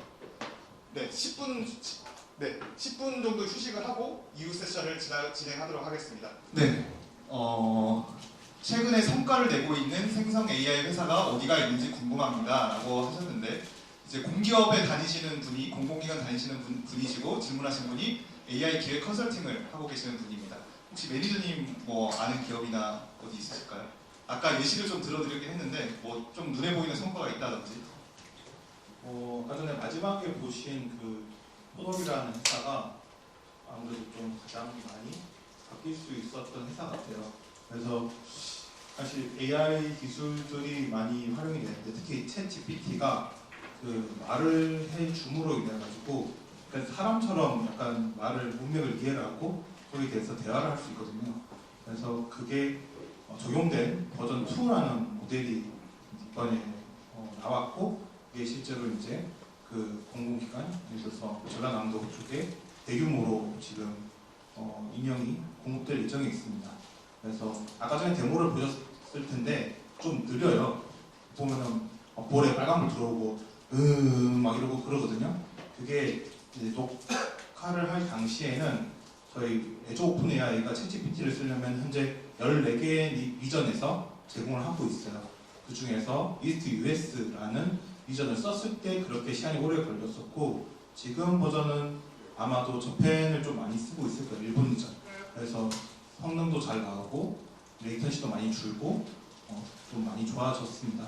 그래서 기존에는 그런 뭔가 대화를 하거나 뭐 위험을 빠르게 인지를 해서 그런 것들을 감정을 좀 잘 수집해가지고 분석하는 게 사실 어려웠거든요. 근데 그런 것들이 어르신 분들이 피드백이 너무 좋아요. 네. 사실 저희가 여기 계신 분도 많이 계시지만 사실 손주를 데리고 이렇게 고향 내려가기가 사실 쉽지 않잖아요. 그래서 되게 외로우세요, 진짜. 저도 이제 그런 거 잘 못하고 있긴 한데 그런 부분에서 상당히 위로를 많이 받고 계십니다. 그래서 그런 부분에서 정말 뭔가 사회적인 부분에서 AI 기술이 공헌하는 부분들이 없지 않나 있다고 생각들고요. 그리고 수익을 내고 있는 회사들이 있습니다. 보통 저희가 예전에는 약간 공유경제라는 이름으로 많이 앱을 많이 나왔었는데 요즘에는 공감이라는 키워드로 많이 수익을 내고 있습니다. 아까 전에 캐릭터 AI라는 회사도 있었는데 뭐 페르소나를 또 쓰기도 하지만 그런 식으로 하는 기업들이 공개를 안 합니다. 서비스나 비즈니스 모델을 공개를 잘 하지 않습니다. 왜냐하면은 제가 이제 이렇게 미팅에 가서 이렇게 이야기를 하다 보면은 대충 며칠 만에 만드는지 보여요. 그 비즈니스 모델이 며칠짜리 모델인지가 보이거든요. 그 데이터를 수집하는데 얼마나 시간이 걸렸을까도 보다 보면 보입니다. 그러다 보면은 그 모델이 공개가 되면 오픈이 되면은 다른 뭐 후발주자 업체들이 금방 또 따라올 수가 있거든요. 그래서 선점하는 게 사실 되게 중요해요. 그 플랫폼 비즈니스를 함에 있어가지고 어떤 것보다 선점하는 게 사실 또 되게 중요한 부분이 있거든요. 그래서 사실 공개가 가장 많이 안 되는 부분 중에 하나는 있는지 궁금하시다고 하잖아요. 없는 이유는 공개가 안 되는 게 그들의 비즈니스에 도움이 되기 때문에 공개가 안 되는 게 있고, 그리고 저희가 한국 마이크로소프트에서 10월 말에 이제 그 행사를 할 때 마이크로소프트를 빼고 그 다음에 애저라는 클라우드 이름도 빼고 오로지 LLM이라고 하는 오픈 AI 서비스로 어떻게 고객들이 현재 활용하고 있는지 거기에 집중해서 이야기를 나누고자 사실 이벤트를 만든 거거든요. 그래서 10개의 고객사분들을 올라오셔가지고 각 고객사분들의 그 경험들을 15분에 압축해서 이야기를 전해주셨는데 그거를 꼭 한번 보시면은 아 이게 이런 식으로 좀 쓰일 수가 있겠구나. 예를 들어서 뭐 정육급 초록말이라고 하는 회사는 뭐 그 검색이 기존에 안 됐는데 어느 순간부터 검색이 너무 잘 되고 그리고 상품을 추천해 줄 수 있는 형태로 모델이 자동으로 개선되는 그런 것들이 만들어지고 있구나라는 것들을 좀 보실 수 있을 것 같습니다. 네, 그리고 그냥 오픈 AI에서 바로 API 콜에서 쓰더라도 에이저 통해서 상용화되어 있는 거죠, 이미? 일단 오픈 AI도 그렇고 애저 오픈 AI도 그렇고 동일하게 전부 다 애저를 씁니다. 네, 인프라 중에 애저를 쓰는 건데 다만 차이가 있다라고 하면은 애저에서 사용하시면은 보통 오픈 AI 무료로 많이 이제 챗GPT 많이 쓰실 거잖아요. 데이터가 학습될 수 있다라는 문제가 있고요. 그리고 애저 오픈 AI를 사용하시게 되면은 여러분들의 데이터가 뭐 재학습을 하는데 활용되거나 거기에 이제 데이터가 따로 저장되거나 하지 않습니다. 안전하게 쓸 수가 있고 그리고 우리가 원하는 만큼 사실 API가 충분히 사용량이 확보가 돼야 되거든요. 근데 그런 것들이 오픈AI에서 확보받기가 사실 어려워요. 예를 들어서 뭐 미국 같은 경우에는 한국 시간 기준으로 오후 5시부터 새벽 2, 3시까지는 서버가 터져 나갑니다. 그렇기 때문에 서비스가 불안정해질 수밖에 없습니다. 그럴 때는 저희 내부적으로 이제 다른 리전들을 좀 혼합해서 뭐 로드 밸런싱을 해서 라운드 로빈 형태를 쓰거나 또는 중간에 보다 보면은 모 고객사 같은 경우에는 쿠버네티스 기반으로 특정 API가 레이턴시가 느려지면은 그쪽은 제외하고 서비스를 서빙할 수 있게끔 이런 로직들도 쿠버네티스 기반을 찾아보시면 그다음 고리들이 있거든요. 그래서 그런 것들을 적용해서 글로벌하게 다양성을 확보를 해서 사용하시는 고객들이 또 있습니다. 네, 저희도 아까 포로로 이거를 일부러 공개를 안 했어요. 저희도 공개 만드는 과정에서 다른 기업들이 다 빠르게 패스 팔로우를 할 수 있기 때문에 되게 공감되는 영역이고, 이제 저희도 그 오픈 AI 써서 하고 있고 애저 마이크로소프트 크레딧도 많이 받아 쓰고 있어서 앞으로는 홍보하실 때 저희 것도 이제 하나 슬라이드 넣어서 이렇게 적극적으로 해주시면 감사하겠습니다. 성과를 내고 있는 생성 AI 회사 저희도 있습니다. 저희도 이제 하려고 하고 있고, 지금 1000명 데리고 클로즈 베타 테스팅 하고 있는데, 이제 그 클로즈 베타 테스팅 하는 조건 중에 하나가 애들이 사용하는 영상을 찍어서 보내달라고 하거든요. 근데 전에 2차 클로즈 베타 테스팅 100명 데리고 할 때 엄마가 핸드폰을 뽀로로 보여주고 있고 애기가 공손하게 무릎 꿇고 뽀로로님의 말씀에 경청을 하세요. 그거 보고 있으면은 저희가 차가운 B2B 시장에서 기업들과 치열하게 부딪히면서 하다가 이런 거 보고 힐링을 많이 하고 있습니다. 그래서 저희도 앞으로도 12월 크리스마스 시즌 맞춰가지고 캐치 땡땡땡까지 얹어가지고 런칭을 하려고 목표로 하고 있으니까, 또 지금도 사실 클로즈 베타 링크를 획득하시면 얻을 수 있는데 뭐 필요하시면은 따로 저희 측에 문의 주시면은 사용할 수 있도록 링크 드리도록 하겠습니다. 다음 슬라이드. 생성형 AI 기반으로 데이터 생성 가능 여부 및 신뢰도 등에 대해서 문의드립니다. 대기업 비즈니스 전략 개발인데, 이거는 저희 회사가 본업으로 하고 있는 일 중에 하나라서 제가 답변을 좀 드리도록 하겠습니다. 네, 가능하고요. 이게 어떤 식으로 사용을 하냐면은 저희가 실제로 S 대기업을 도와드리면서 했던 방법 중에 하나인데, 시드 데이터를 사람이 직접 개입을 해서 만듭니다. 예를 들어서 뭐 어린아이 아동 챗봇이라고 한다면은 뭐 유치원, 어린이집, 뭐 어린이 병원, 놀이터 관련된 대화들을 대화 데이터들을 직접 생성을 합니다. 사실 이거를 GPT에다가 먹여요. GPT를 파인 튜닝 해가지고 먹여서 이것과 유사하지만 다른 데이터들을 생성시켜줘 하면은 쫙 생성을 증가해줍니다. 몇 배를 해줍니다. 그래서 생성형 AI 기반으로 데이터를 생성을 하고요. 그리고 이걸 그대로 쓰지는 않고 사람이 검수를 다 합니다. 사람이 검수를 다 하면서 이거 완전 새로운 데이터가 맞는지를 확인을 하고 그거를 이용해서 다시 AI 학습을 시키거든요. 그래서 실제로 신뢰도가 일반적인 데이터 증강 방법보다 이거를 했을 때 최대 56%까지 성능이 향상이, 그러니까 성능이 더 많이 향상이 됐거든요. 기존 방법보다. 그래서 생성형 AI 기반으로 데이터 생성이 가능하고 저희는 이미 그걸 해서 상업적으로 사용을 하고 있기도 하고요. 또 생성형 AI 데이터 생성이랑 조금은 다르지만 RLHF라는 방식이 GPT를 통해서 답변을 생성시킨 다음에 이거를 이제 선생님들이 논술 첨삭하듯이 AI 첨삭을 합니다. 그래서 이거는 좋은 답변이고 이건 안 좋은 답변이고 이건 이렇게 해야 돼 하는 게, 사실은 간접적으로 보면 생성형 AI 기반으로 데이터를 생성해가지고 이거를 조절해서 다시 그 AI한테 먹이는 거거든요. 그래서 그런 방법으로도 되게 가능하고 신뢰도 향상에도 실제로 도움이 됩니다. 여기까지 하고 다음 질문. 왜 다 데이터 질문을 생성 AI를 만든 대기업 AI 기술 전문가분이 주신 질문인데, 저작권 이슈는 어떻게 해결되고 있나요? 가 있는데, 뭐 이것도 제가 아시는 바에 대해서 좀 답변해 줄 수 있을까요? 또 너무 저만 하는 거 아니에요? 스타에서는 어떤 식으로 이 데이터 저작권 이슈를 좀 네, 그냥 계속 켜놓으시면 될 것 같아요, 마이크를. 네. 배터리가 그럼 저 유선 마이크. 저작권 이슈는 방법 없습니다. 실제로 도서 총판 가가지고 AI 학습시키게 데이터 주세요 하고, 저희도 실제 데이터를 모아가지고 파는 업무도 하고 있는데, S기업에서 연말에 예산을 써야 돼가지고 한 10억 예산이 있으니까 데이터 내놔 이렇게 하시면은 저희가 이제 개미처럼 뛰어가가지고 이런 데이터 저런 데이터 언어 데이터 번역 데이터 이런 거 다 모아가지고 저희가 그쪽이랑 총판 계약 맺고 모아서 다시 기업에다 납품을 합니다. 그래서 저작권 이슈는 그 저작권자한테 가서 풀어야 됩니다. 아주 그렇게 해결하고 있습니다. 아주 심플합니다. 저작권 가지고 있는 분한테 이거 파세요. 제가 대신 팔아드리겠습니다. 계약서 쓰시죠. 이렇게 해서 하고 있습니다. 다음.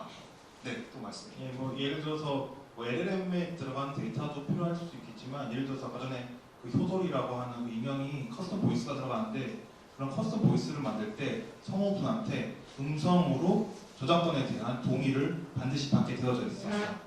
그래서 기본적으로 그런 저작권에 대한 동의는 방금 말씀해 주신 것처럼 미리 그렇게 동의를 받은 상태에서 진행을 해야 합니다. 네. 저희 뽀로로 성우님 녹음 다 해가지고, 원래 사실 기존에 뽀로로 오디오가 되게 많아요. 뽀로로 애니메이션이 몇 편이 나왔는데 사실 그것만 가지고도 만들 수가 있었거든요. 그런데 이제 저작권자 동의 때문에 따로 저희가 페이를 드리고 새로 녹음을 해가지고 저희 뽀로로 목소리도 다시 만들었습니다. 원래 기존 애니메이션에서만 목소리 따가지고도 충분히 복제할 수가 있습니다. 다음. 생성형 AI를 위해 외부 API를 사용하는 것과 인프라부터 데이터와 모델까지 직접 구축하는 것이 재무적 비교를 할 수 있을까요? 한번 답변 주실 수 있을까요? 이 부분은 예를 들어서 GPT 3라고 하는 게 1750억 파라미터 기반으로 했을 때 파운데이션 모델이 있다라고 이야기를 하고 있어요. 그 모델을 만드는데 일회성으로 트레이닝하는데 비용이 얼마 정도 들어가는지 혹시 아실까요? 약 500만 불이 들어갑니다. 근데 이게 일회성으로 트레이닝 하는데 들어가는 비용이고, 이게 보통의 경우에는 MLOps라고 해서 보통 그 성능을 더 증가시키기 위해서 반복적으로 계속 학습 트레이닝을 계속 시키거든요. 그래서 비용이 천문학 쪽으로 들어갑니다. 그래서 이런 LLM을 정말 만드는 게 도움이 될 수도 있고 아니면 도움이 안 될 수도 있어요. 그래서 잘 선택해야 되는 문제이고, 그래서 빅테크, 예를 들어서 마이크로소프트의 오픈 AI나 아니면은 GCP의 바드나 아니면은 AWS 지금 협업하고 있는 엔트로피나 이런 쪽에 보면은 LLM을 만드는 것, 진짜 초거대 모델이라고 하는 것들은 사실 일반적인 기업이 만들 수 있는 수준이 아닙니다. 그건 거의 불가능한 수준이고요. 다만 아까 전에 말씀해주신 좀 더 작은 규모의 LLM이라고 하는 SLM이라고 하는 부분은 그 도메인에 따라서는 필요한 분들이 분명히 있으세요. 그래서 마이크로소프트도 그런 조금 작은 모델, 예를 들어서 최근에 오픈소스 기반으로 이제 발표를 한 하이라고 하는 모델이 있어요. 1.5 모델은 약 13억 개, 그다음에 2.0은 한 27억 개 모델로 된 게 있거든요. 거기에 있는 그런 모델들을 좀 오픈소스로 제공하고 라마처럼 그런 것들을 활용하고자 하는 고객들이 있습니다. 왜냐하면은 이런 것들을 API로 보시면은 어떻게 보면 저렴할 수도 있는데 어떻게 보면은 정말 이 다시 써야 되는 상황에는 비쌀 수도 있거든요. 그럴 경우에는 우리 데이터 센터에 넣고 사용하는 게 더 나을 수도 있어요. 그때그때 선택지가 또 달라지기 때문에 그런 부분을 좀 재무적으로 비교를 해봐야 되는데, 지금 글로벌 약간 현황을 보면은 갈리고 있는 것 같습니다. GPU가 상반기까지만 해도 없었습니다. 그냥 돈 나서 없었어요. 보통은 돈 주고 사고 싶어도 못 사요. 네, 돈 주고 사고 싶어도 못 사고, 엔비디아의 DTX라고 해서 H100 8장짜리 꽂혀있는 그거 사려면은 5, 6억씩 들어갑니다. 근데 그거 줄 서서 기다려도 못 삽니다. 그런데도 그거를 사려고 하시는데, 그걸로 LLM을 만들어서 정말 효과적으로 잘 성공적으로 쓰시고 있는 기업이 현재 얼마나 있느냐를 따져봤을 때 좀 많이 바뀐 것 같아요. 약간 비관적으로 바뀌시는 고객분들이 있는 것 같아요. 특정 좀 SLM 정도는 괜찮은데 그렇게 해서 성능이 어느 정도 나오고 있다라고 이야기해 주시는 고객분들도 있습니다. 그 고객분들은 수십 개에서 100개 가까이 되는 그런 GPU들을 멀티 트레이닝으로 지금 애저에서 쓰고 계시는 분들도 있거든요. 그런데 그런 분이 있는가 하면은 아주 소수고요. 극소수에 해당하고 그 이외의 분들은 대부분은 API를 쓰시는 게 훨씬 더 저렴하고요. 그리고 이 성능을 계속 개선시켜 나가야 되는데 그거 하려면은 GPU 장비, 엔지니어 분들, AI 쪽의 엔지니어, 데이터 쪽의 엔지니어 이 분들에 대한 비용도 만만치가 않습니다. 그리고 시간이 지나면 자동 계속 업데이트가 되고 버전이 계속 올라가잖아요. 예를 들어서 GPT-4가 0613 버전이 나왔을 때 욕을 많이 먹었습니다. 그리고 지금 1103 버전이 나오고 상당히 평가가 좋습니다. 특히 한국 분들이 기존에 해결 안 되는 것들이 1103 버전이 나오고 나서 엄청나게 기존에 해결 절대 안 되는 것들이 지금 해결됐다라고 이야기하거든요. 버전만 바꿈으로써. 그래서 이런 것들을 과연 하고 있는 게 더 나을 것인가, 아니면은 0.00 2불, 4불 이렇게 하는 것 API를 활용하시는 게 더 나을 것인가.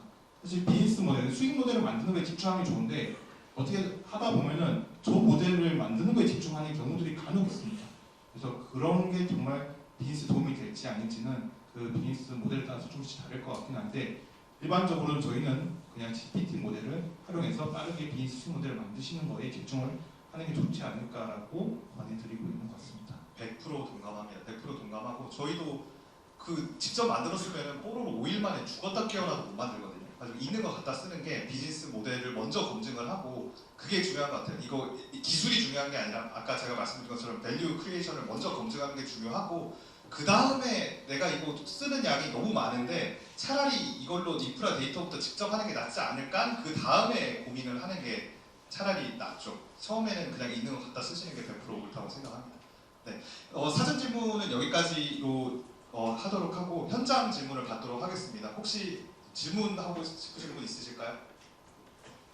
네, 여기 노구율 선생님 마이크가 안 돼서 안 돼요. 최근에 이제 온 디바이스 AI나 인베디드 젠 AI나 뭐 이런 키워드가 좀 막 나오기 시작하고 있고, 그다음에 내년부터 시장이 좀 뭐 나올 거라고 얘기하는데, 이걸 하기 위해서 필요한 기술이나 뭐 그런 쪽은 어떤 게 좀 있는지 그런 거에 좀 궁금하고요. 특히 마이크로소프트 같은 경우는 이제 지금 오피스 코파일럿 이런 게 좀 나오고 있지만 거기서 최소로 제어판 열로 딱 그러면 10주 이상 걸리고, 아까 효들리 같은 그런 케이스도 좀 나오기 때문에 뭔가 이제 온디바이스 내로 그런 SLM 같은 게 내려오고 그걸 활용하는 그런 형태로 좀 갈 거라고, 그런 트렌드는 좀 알겠는데, 그런 관련된 기술이나 뭐 그런 방향에 대해서는 어떻게 두 분께서 생각하고 계신지 그런 게 좀 궁금합니다. 먼저 말씀. 그러니까 효돌 같은 경우에는 아까 전에 효도라하고 끼우는 게 있어요. 그 웨이크업 시키는 그 기능이 마이크로소프트의 엣지단의 디바이스 기술이 들어갑니다. 그래서 별도로 그 기술이 들어가 있고요. 계약해서 이제 진행을 하는 부분이 있고요. 그리고 거기 안에 들어가는 STT 엔진이랑 TTS도 그냥 다 탑재가 된 인베디드된 형태로 제공을 하고 있습니다. 일반적으로 저희가 사용할 때는 애저에서 뭐 이제 TTS나 STT 엔진을 쓴다라고 하면은 클라우드 통해서 반드시 사용해야 한다라고 생각하시지만, 실제로 ST나 TTS를 그 디바이스에다가 이제 인베디드 시켜가지고 활용할 수 있는 모델도 있습니다. 다만 이제 그 LLM 같은 경우에는 사실 아직은 사이즈가 너무 큽니다. 그래서 그걸 줄이기 위해서 1755개 또는 뭐 2조 파라미터 뭐 이런 식의 이야기가 나오고 있는데, 그걸 좀 줄이기 위해서 마이크로소프트도 내부적으로는 그런 모델, 아까 전에 제가 뭐 13억 개, 27억 개 모델을 만들었지만 얘도 아직 너무 커요. 그래서 얘를 그냥 디바이스 단에 그냥 넣기에는 CPU 스펙이나 GPU 스펙이나 메모리나 이런 것들이 아직은 좀 한계가 있어요. 물론 시간이 지나면 해결이 되겠지만 현재 단계에서는 아직은 외부에 API로 폴을 해서 쓰는 구조로 지금은 좀 활용되어지고 있는 것 같고, 시간이 지나면 그 부분도 좀 이제 조금씩 해결이 되지 않을까 싶습니다. 네, 저도 비슷한 의견인데, 원래 현재 쓰고 있는 그 슈퍼바이스드 러닝이라고 하는 거에 대한 기술적 백그라운드는 1980년대에 정립이 거의 많이 된 상황인 건데, 하드웨어가 못 따라와가지고 그걸 못했던 상황이거든요. 근데 이제 하드웨어가 이제 GPU 칩이나 이런 것들이 발전을 하면서 1980년대, 90년대에다가 이론적으로 만들어지던 그 기술들이 구현이 되기 시작을 한 거예요. 근데 이게 동일하다고 생각을 해요. 앞으로 가면은 더 좋은 GPU, 더 좋은 CPU 이런 게 나와서 모바일 디바이스에서도 현재 모르죠. GPT 3.5 같은 규모를 핸드폰에서 돌릴 수 있는 거. 그게 지금 보면은 그게 될까? 라고 싶지만, 사실 여러분들 아시겠지만 한 10년, 20년 전만 하더라도 1.45메가 플로피 디스크가 내 메모리의 전부였는데, 지금은 뭐 하드디스크 몇 테라짜리 그냥 쓰잖아요.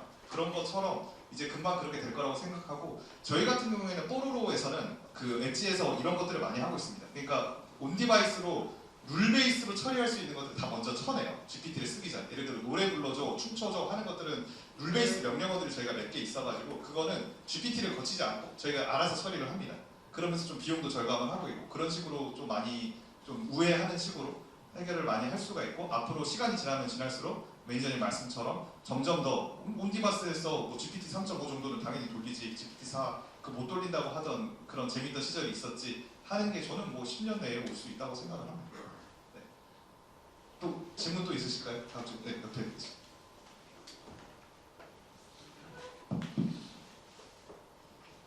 네, 우선 정관에 너무 감사드리고요. 저는 의료계 쪽에서 AI를 좀 활용을 하고 있는데요. 리스폰서블 AI에 대해서 좀 궁금한 게, 저희 같은 경우는 아무래도 좀 보수적인 집단이고, 좀 AI의 기술이 아무리 좋아졌다고 해도 좀 위험하잖아요. 환자한테 바로 쓰는 거다 보니까. 그래서 저희는 AI 모델을 개발하고 그거에 대해서 임상 검증을 다 합니다. 지금 저희도 임상을 하고 있고, 근데 사실 임상을 뭐 몇 년씩, 보통 임상 2, 3년씩 걸리는데, 그거 통과한다고 해도 사실 이거를 실제로 쓸 수 있을지 아닐지도 확실할 수가 없거든요. 근데 이제 이런 챗GPT나 아니면 아까 전에 셀스타에서는 이런 리스폰서블 AI를 위해서 어떤 걸 하는지 좀 구체적으로 좀 듣고 싶습니다. 네, 일단 리스폰서블 AI 주제로만 제가 1시간 반짜리 강연 자료가 있을 정도로 되게 저희는 진심으로 하고 있고요. 이제 리스폰서블 AI가 아시다시피 블랙박스 모델이기 때문에 AI가 왜 이런 답변을 내놨어? 못 뜯어봐요. 결론적으로는 어떤 어떤 데이터로 학습을 했어? 그러니까 얘가 이런 답변을 내놓는구나 라는 거를 추정을 하는 거가 현재 단계에서는 가능하거든요. 그래서 저희가 하는 일은 그 만들어질 때 쓰는 데이터셋이 이런 responsibility 체크리스트에 다 부합하는지를 보는 거를 주로 하고 있는 거죠.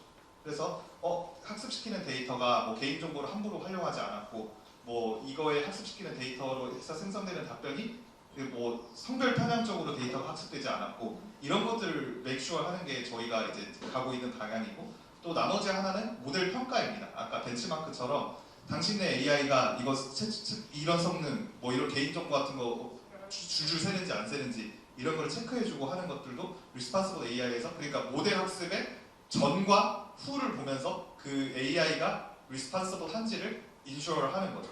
그런 식으로 접근을 하고 있고요. 의료 같은 경우에는 진짜 어려운 것 같아요. 그게 왜냐하면 보수일 수밖에 없는 게 저희가 실제로 치과 데이터 가지고 침치 찾아주는 AI 만들어주는 거 위해서 데이터 업무를 한 적이 있는데 치과 의사분들이 이빨만 보고 이게 누군지 어차피 알 수가 없잖아요. 개인정보가 아님에도 불구하고 이제 병원에서는 이거 내려면 IRB부터 해가지고 뭐 해가지고 아니 그 이빨을 보고 어떻게 개인을 특정을 할 수 있습니까? 치열을 보고 특정할 수 있다. 막 그런 식으로 이게 아예 확정되게 정해진 가이드라인이 국가에서 없다 보니까 그런 게 되게 혼돈이 많아요. 그래서 그런 부분에 대해서 국가적으로 좀 가이드라인을 지금 만들고 있고 개인정보보호위원회에서 근데 좀 가이드라인이 좀 많이 빡세서 저희도 고민이 많긴 합니다. 네. 답변이 되셨을까요? 네. 이제 제 생각에 마지막 질문 정도로 받을 것 같은데 혹시 질문 기자님.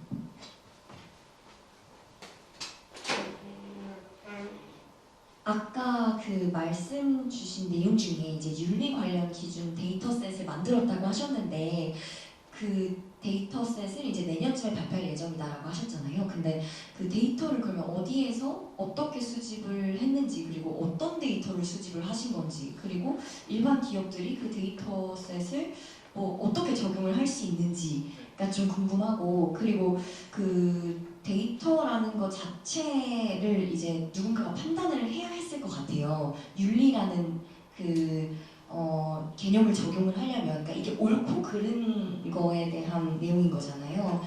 그러면은 개별 사례에 대한 판단은 누가 진행했는지도 좀 궁금합니다. 네, 방금 질문 주신 내용에 대한 세미나를 다음 주 금요일에 대전의 AI 프렌즈 학회에서 2시간 동안 진행을 하거든요. 그 2시간 동안 진행할 내용에 대해서 제가 여기서 다 말씀은 못 드리고 일단은 뭐 두 번째 질문부터 답변할 거예요. 그 판단 기준은 어떻게 되냐라고 하는데 그 AI 학계에서 좀 통용되고 있는 기준이 있습니다. 3H라고 해서 helpfulness, 그러니까 도움이 되는가, harmlessness, 해가 되는 말을 하는가, 그리고 honesty, 정확한 정보가 있는가라는 기준을 그 업계 컨센서스로 가지고 있고 뭐가 성차별적이고 종교차별적인거가 뭔가 그것까지 깊게 파고 들어가면 이제 철학적인 질문이 되기 때문에 한도 끝도 없어서 그냥 일단은 이 정도 선에서 우리 합의를 보자라고 좀 뭐 학계가 통용이 되는 기준들이 있고요. 그 가이드라인을 맞춰가지고 작업자들이 그 가이드라인을 맞춰서 yes or no로 평가를 하고 데이터를 만듭니다. 그래서 어떻게 만드냐면은 저희가 3가지 기준의 데이터가 있는데 honesty, 정보 정확성 같은 경우에는 한국의 교과서들 있잖아요. 고등학교 교과서들, 국어, 사회, 뭐 경제 관련돼서 교과서들을 가지고 문제를 생성을 합니다. 그 사람이 직접 문제를 생성을 하고요. 그리고 또 AI를 가지고 그 문제를 생성하기도 합니다. GPT에다 올려가지고 문제를 생성을 하고 거기에 오지선다로 답변을 생성을 해서 옳은 것은, 틀린 것은 이렇게 해서 진짜로 수능 시험 만들듯이 만들어요. 그렇기도 하고 뭐 윤리성, 정확성에서는 또 여러 가지 세부 기준들이 있는데 예를 들어 집안일은 여자가 해야 될까라고 질문을 하면은 답변이 집안일은 여자가 해야 됩니다. 왜냐하면 이렇게 하기 때문입니다. 적극적으로 잘못된 표현이잖아요. 집안일은 여자가 할 수도 있고 남자가 할 수도 있는데 주로 여자가 하는 편인 것 같습니다. 이거 맞다고 틀리다 보기 애매하지만 이것도 일단 여자가 집안일을 해야 된다는 프레임이 씌워져 있기 때문에 이것도 편향적인 거잖아요. 그래서 그 답변들이 생성될 수 있는 답변 후보들을 이렇게 5개를 줘요. 그래가지고 이 중에서 정보 평양성이 없는 것은 뭘까요? 복수 정답으로 다 맞춰보세요 하고 시험지를 냅니다. 진짜 수능 시험지처럼 그런 사회적이 아니라 학계에서 합의가 된 기준을 기반으로 이거를 AI가 풀어볼 수 있도록 데이터를 만들고요. 이거는 그 NIA 한국지능정보사회진흥원에 내년도에 공개가 될 거고 LLM 리더보드, 오픈 LLM 리더보드 그 업스테이지 주축으로 만들어진 게 있는데 거기에 올라갈 예정이고요. 그래서 모든 기업들이 누구나 다운로드 받아서 내가 만드는 서비스에 얘를 미리 풀어보게 하거나 아니면 얘를 미리 학습시켜서 이거는 편향된 거야, 이거는 윤리적으로 옳은 거야, 그런 거야를 내 AI 모델에 학습시킬 수 있도록 무료로 공개를 할 예정입니다.